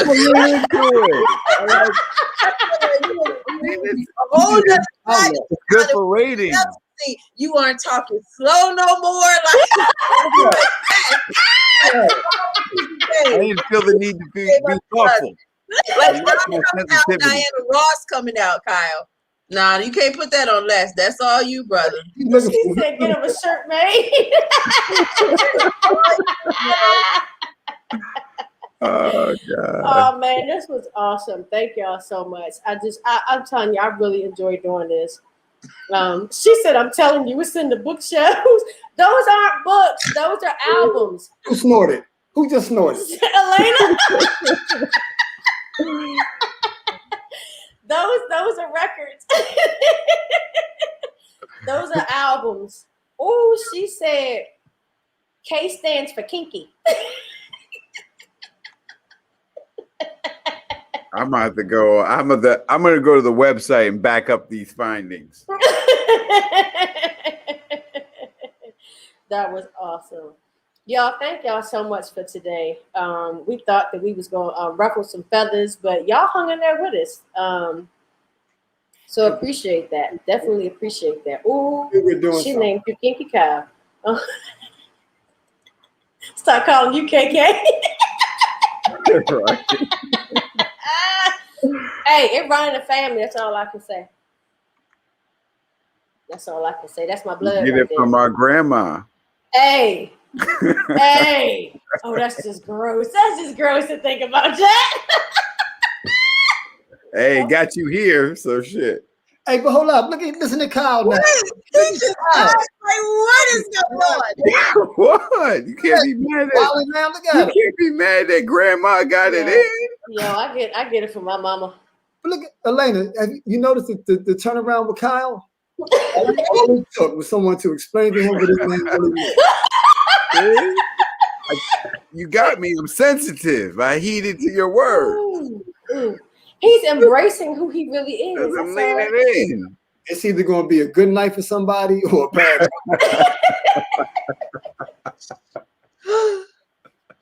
Oh my gosh, I'm hot now. I need a fan. It is getting warm in here, I right? know, right? All right, y'all. We about to bounce. Y'all have been awesome. I needed this laugh today. Thank y'all so much. Hopefully, you guys can join us again next week. Tell your friends. Yes, tell your friends. Share the video. Hold up. Let me put my. Get that name read. Yeah. Oh my God. Today's show is brought to you by the letter K Got a letter? Right. and the number 11. So, follow us on all of our platforms. Oh, wait. I forgot something. What Kyle, you forget? Kyle, spell your name. KYLE. What is it? KYLE. KY, you freak.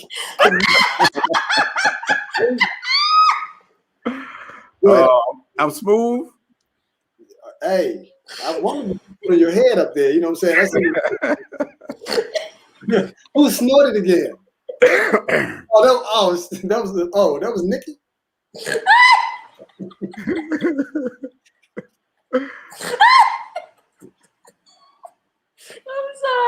I'm sorry. Oh my gosh. That's right. You got a front ball back there. Nah, his name is KY Lee. KY Lee. K. Wiley. Yeah, KY Lee. Oh, God. Oh my gosh. Man, Oh look, my gosh. Hold up. don't see the side of me, man. Come on. Oh man, this shit was hilarious, man. Hold up. But listen, y'all, go to Linktree Black Spasms and follow us on all of our platforms. Please follow us on Facebook, Instagram, and our YouTube page. Please become a subscriber. That way you will always get notified when we go on live. Ooh, she said a smooth, sticky criminal. Sticky. Hey, listen, we got not black orgasms. we got spasms. we got Kyle, look at you. we got K. Wiley, we got Freaky Ty, we got Darling Nikki, and we got Dirty Diana. This show is just off the chain. We had to put a PG-14 on this one. 17. This is more like NC-17. Yeah, NC-17. That's it. That's it. Yeah. When I met Diana, I used to always sing that to her, Dirty Diana. So she got Michael, I got Prince. Hydrate. Thirst trap.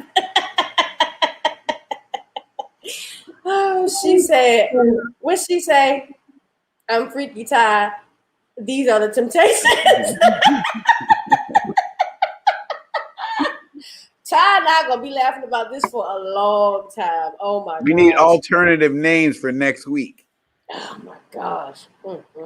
Hopefully nothing happens to where we have to come back and go hard again. You know, no one gets murdered, shot, killed, beat up, robbed, stabbed.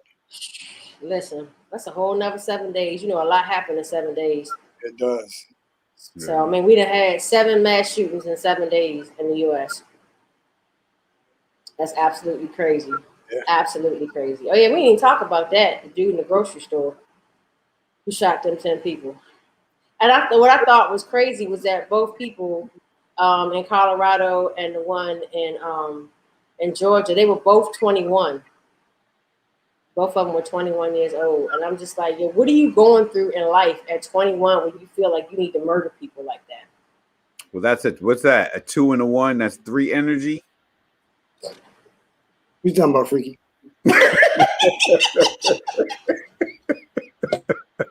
What you say? She said the next 7 minutes is crucial over here in DeKalb County. Kyle hasn't talked this much since he's been on the show, right? Personality coming out, everything. Look at you, Kyle. I ain't mad at you. You freed me.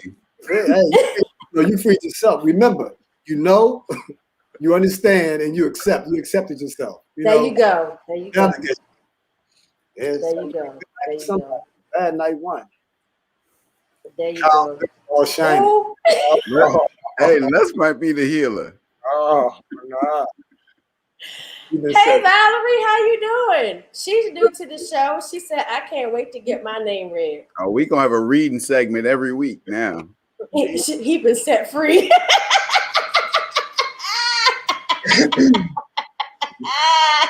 Kyle, I can be me. Look at him. Look like you've been drinking.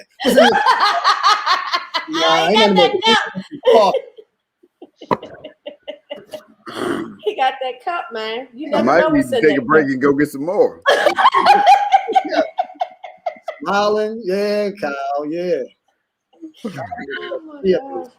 Look at Elena. Elena ain't said nothing. She's like, I'm going to pray for his soul, Lord.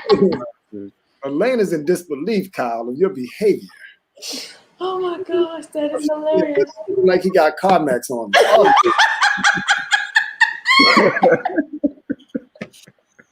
Yeah, Oh my gosh. Hey, she said she is done. Let's change this from black spasms to organs. You know what I'm saying? Hey, Redman has a song. It's probably about 15, 20 years old. He said, I'll be that. So like when you said it, I was like, I can be that. You can be that? I can be that. Look at Elena. Disbelief. I mean, now he's quoting Redman. Kyle, I feel like I never knew you. What do you call them records? You know I listen to music, right? She called him Kyle Gasm. Hey, listen, I have always said this show is what? Organic. I have always said this show is organic and we go wherever the mood takes us. And we went so far left today, and I love it. I absolutely love it. Our viewers obviously love it because they've been chiming in. For Les's freaky readings. I mean, hold on. I kind of like that cowgasms, though. You know what I'm saying? Hey, Valerie, if you're watching, we're here every Wednesday at 4:00. If you're here next week, Kyle, will you read Valerie next week? You mean me? I mean, yeah. If she I meant Les. Lord, I got the names all messed up. She must have hit got that strong V in the first position. Look at him. Look at him. Look at him. I know that means something. She said, look at him. Man, this mood went straight to Kyle's kinky toy room.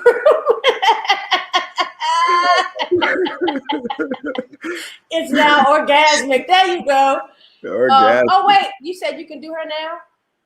I mean, I don't want to hold anybody up. You know what I'm saying? You want to do Valerie? If that's okay? Sure, we can. I don't mind. I don't mind. Valerie, if you got time, he can do you now. Do you have time? She said Kyle got them minds blown. That's her name. You writing it down? Yeah. All right, y'all. He getting ready to do Valerie now. Valerie. Oh, yeah. Amy, yeah. That's the song. Yep. Valerie. Wait a minute, dude. Now you singing?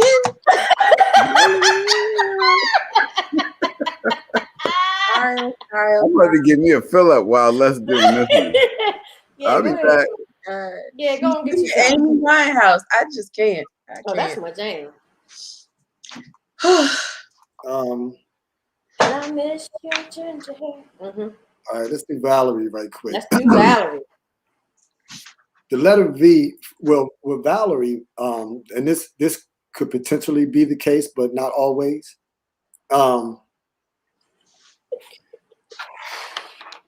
Normally with people with that name, with Valerie,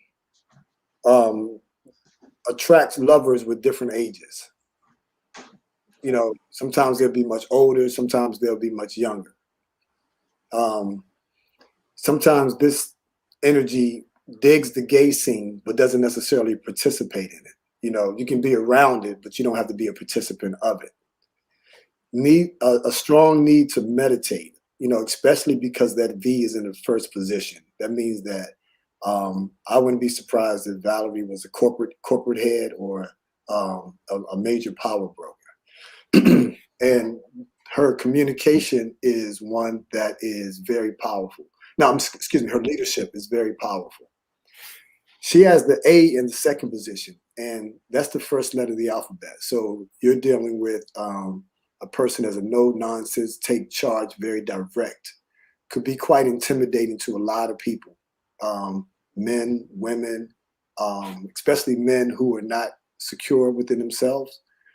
A person with her energy needs to be in charge, needs to be the shot caller, needs to be the one that's running things. If not, she will more than likely deal with a lot of opposition because of intimidation. Even though she's not necessarily an intimidator, she has some very good energy, humanitarian energy. But that's not the first thing people see. The first thing that they see is that power. You know, it's like having a giant stand behind you. And when people are standoffish and running away from you, you don't see what they see. They see the power. They see the infrastructure. You just see yourself. And a lot of times we're the last person to see ourselves. She does have a strong communication energy, a very strong communication energy. And it's in a key position as well.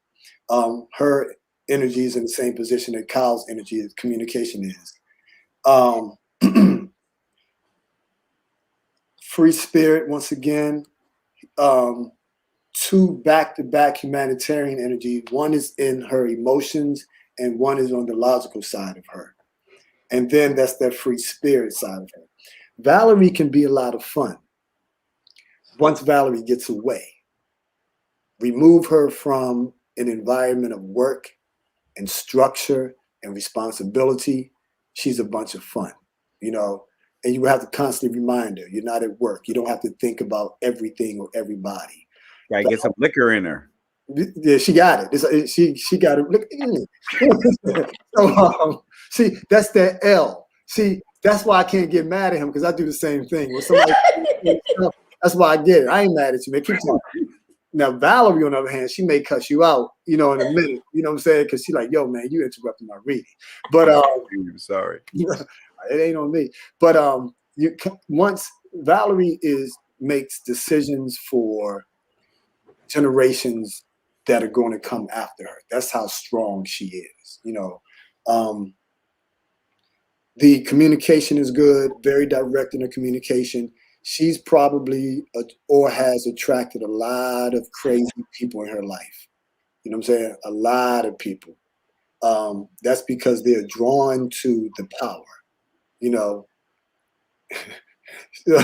very, very powerful. And a lot of times when you don't recognize your power, and people recognize it, they'll come after you because they see a lot of strength as where you don't see that, or you may not be operating in it, or what you think is just mundane and routine to someone else is huge.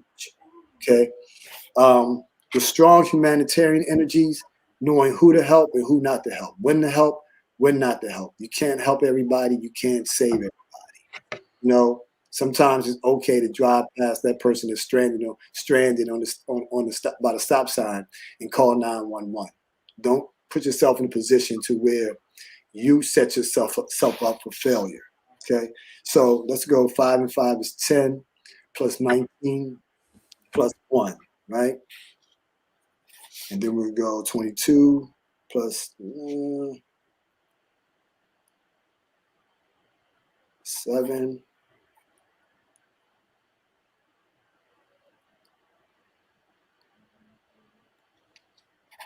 Whoa, hold on a second. I'm seeing some things with Valerie right quick.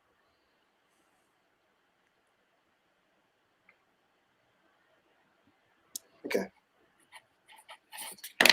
Here's the challenge that people don't really understand.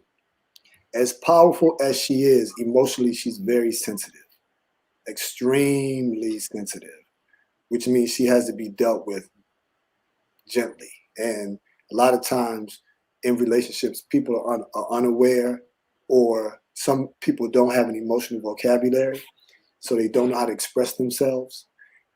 This is the case basically more for boys and men than it is for women. And every now and again, or a lot of times, you're running across women who don't have an emotional vocabulary as well, for whatever reasons. Because of the power and the strength and the structure, she's always looked upon as being in charge and being a leader. But that's not the case. She wants to be dealt with, gently, kindly, with much respect, because she will not be disrespected. She will not tolerate any type of disrespect whatsoever. And she will get in that ass if necessary. But the bottom line is that, I'm watching you, Kyle, but the bottom line is she wants the closeness and cooperation. She also needs to get away because she's carrying a lot. And for her to get away, she needs that space, that alone time, to get herself together. In the beginning, it may be a lot of time spent away, which may cause a conflict in the relationship depending on who you're dealing with. But over a period of time, it gets shorter and shorter and shorter, because you now know what you're looking for. And because you know how to process this energy of yours, you don't get so overwhelmed when you got to take a 3-week vacation. You can now take a personal day or take 2 personal days. But because she's grinding the way that she is, and her mind is operating on levels that we can't even, I can comprehend it because I have the 22, but my 22 is in numbers, not in letters. Because I don't have the letter V, I only feel that she has that. Does it make sense? As with some people feel as though they have $1 billion, and some people do have $1 million. It's a different ballgame. So learning how to get away, learning how to say no, because that's where that 9 comes in. Valerie is a 9 energy. Valerie is a humanitarian. Valerie will give you the shirt off her back. Hopefully she's not doing that anymore. She's matured a little bit in her energy, and she better understands that you can't help everybody.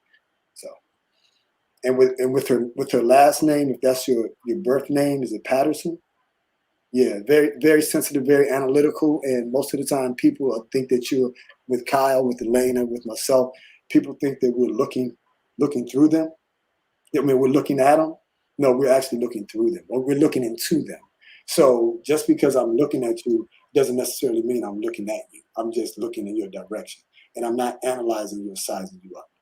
So, McKellar. Okay, so if that's the case, then there's that 11 energy. So what she has is she has 2 of the highest energies in one name, her whole name, which is the 11 and the 22. And with that, right, okay. Todd is stupid. Yeah, she is. She crazy. With that being said, with her, she has to learn, Valerie, you have to learn how to balance between that lightning and that thunder. That 11 is that spiritual energy. That 22 is that powerful, in your face type energy. So you got to learn how to balance that. And I'm pretty sure in your relationship, there's some highs and lows and misunderstandings and misdirections and not being understood and not being comprehended, which I'm saying the same thing, just to reiterate my point that in a relationship like with a name like yours, you have to be understood, and communicating that to your partner is imperative for a successful relationship. Yo, Les, what's that K mean in her last name? Is that some freaky in the end? No, not at all. Not No? for her. She's No balanced. K? No? The K is like defused in the last name or something? No, she's balanced. Keep in mind, she has the M. That's where you don't have any. You're. So Dirty Diana says, "Oh snap! She's the thunder and the lightning." Pow! Yeah. With her, because the M, she's a little balanced. You know what I'm saying? More than you have nothing but spontaneous energy, Kyle. You know what I'm saying? As with her, she's balanced. So, but it's with the K's and with the 11s. You know, you guys really need to find a way to whatever you do. Kyle's a freak. You know what I'm saying? Look at him. No, I'm laughing at the last. Her K is silent, unlike yours, Kyle. I was laughing at the last comment. Oh gosh, that was hilarious. Not everything has to do with freaky tales. No, it doesn't. You know, Valerie. You know, when you get a minute, you know, if you want to connect, Nikki, you can go to the website up there. Tell me, you know, if you understand, because a lot of times there are things that I'll say that may not be understood. Elaine, what you drinking? But that's the same question. But that's the website, Valerie. That's his website. It's just here to help you get a better understanding of yourself. So that's all it is. So Valerie, was he accurate? Yep, she says she will connect. All right, so go to Do you have a contact, Nikki? Hmm? Do you have a contact info? I don't know. I send Valerie Les's contact information, because I don't know if I have Valerie's number or not. So we can go directly, not to go to the website. But yeah. You the pow, she's the wow. They uncaged Kyle in this episode. Kyle uncaged himself on this one. So Diana, send Valerie Les's information, please, because I don't think I have Valerie's number. Okay. So that was awesome. So I still definitely gotta set something up for him and myself. Okay. So you're gonna have a lot of phone calls, Les. Between Ty, Valerie, Diana. Yeah, y'all need to hurry up. My baby in private school. Come on now. You better give me when my prices are low, because I'm about to blow up. You better give me my money charging $50 a name.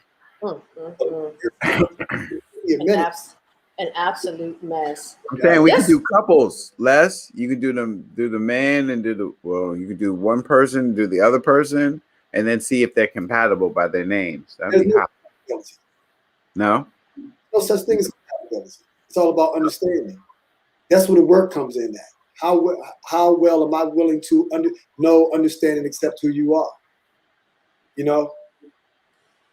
It's funny. My daughter has it's funny. My daughter that has the same birthday as Les, middle name is Leslie. Oh wow. Wow, look at that. Let me tell you about the Leslies. My daughter's name is Leslie, Lesleigh. We definitely need to connect, because I can really show you how, if someone knew this information, it could have guided me. You know, I'd be a much better person. I'm interesting, you know. But those Leslies are some interesting characters. I'm trying to tell you. There they are. Much like those Kyles. Yes, we can attract all types of crazy folks. Yeah, he told me I was crazy when he met me. Yeah, everybody's their own form of crazy, though. Yeah, but this is a different type of crazy. You know what I'm saying? Because with Leslie, emotionally we're ones. Emotionally we're ones. We're 8 people. So, you know, yeah, let's get together real soon, because I mean, I want to start doing some workshops where, you know, people can get free, especially in their relationships, because you don't have to divorce, you don't have to break up, you just have to get an understanding. And this pandemic has wreaked havoc on a lot of people. And people are crazy, and it's not that they're crazy, it's just a situation where it's like, what do we do? If you don't know how to if you don't understand somebody, you're in trouble. You know, And all I get an overstanding. Awesome. So all of y'all, go ahead and hit Les up. Ty, you got information. Valerie, Diana's gonna text you Les's info so you guys can call him direct and set up readings and hopefully understand yourselves or your mate better, which is always a good thing and stuff.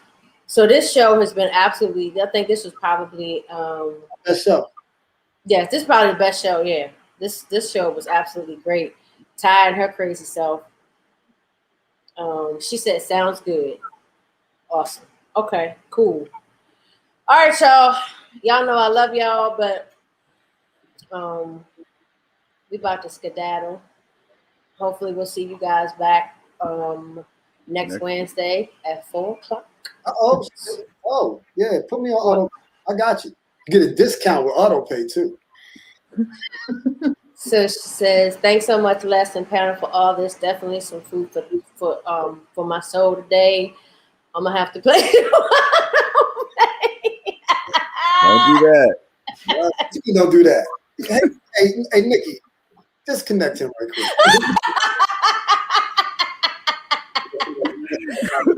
Mute his microphone. I gotta go to private school. What you talking about, man? That is awesome, y'all. So thank y'all so much. Wait a minute. What'd she say? Yeah. Pay not Kyle play. Hey, Kyle, why don't you bring your wife on the show next week? That's not good. I'm trying to stay married. What's in your cup? Water. I'm good. Wait, you even talking different. I'm less thoughtful. Les was right. I was thinking about my words and I was talking slow. Now I don't care. Say whatever. Oh man, y'all are hilarious. All right, y'all. Peace out. Y'all have a great rest of y'all week. Have a great weekend. Everybody stay safe. Hug your loved ones. Tell them that you love them because tomorrow is not promised. And on that note, peace out.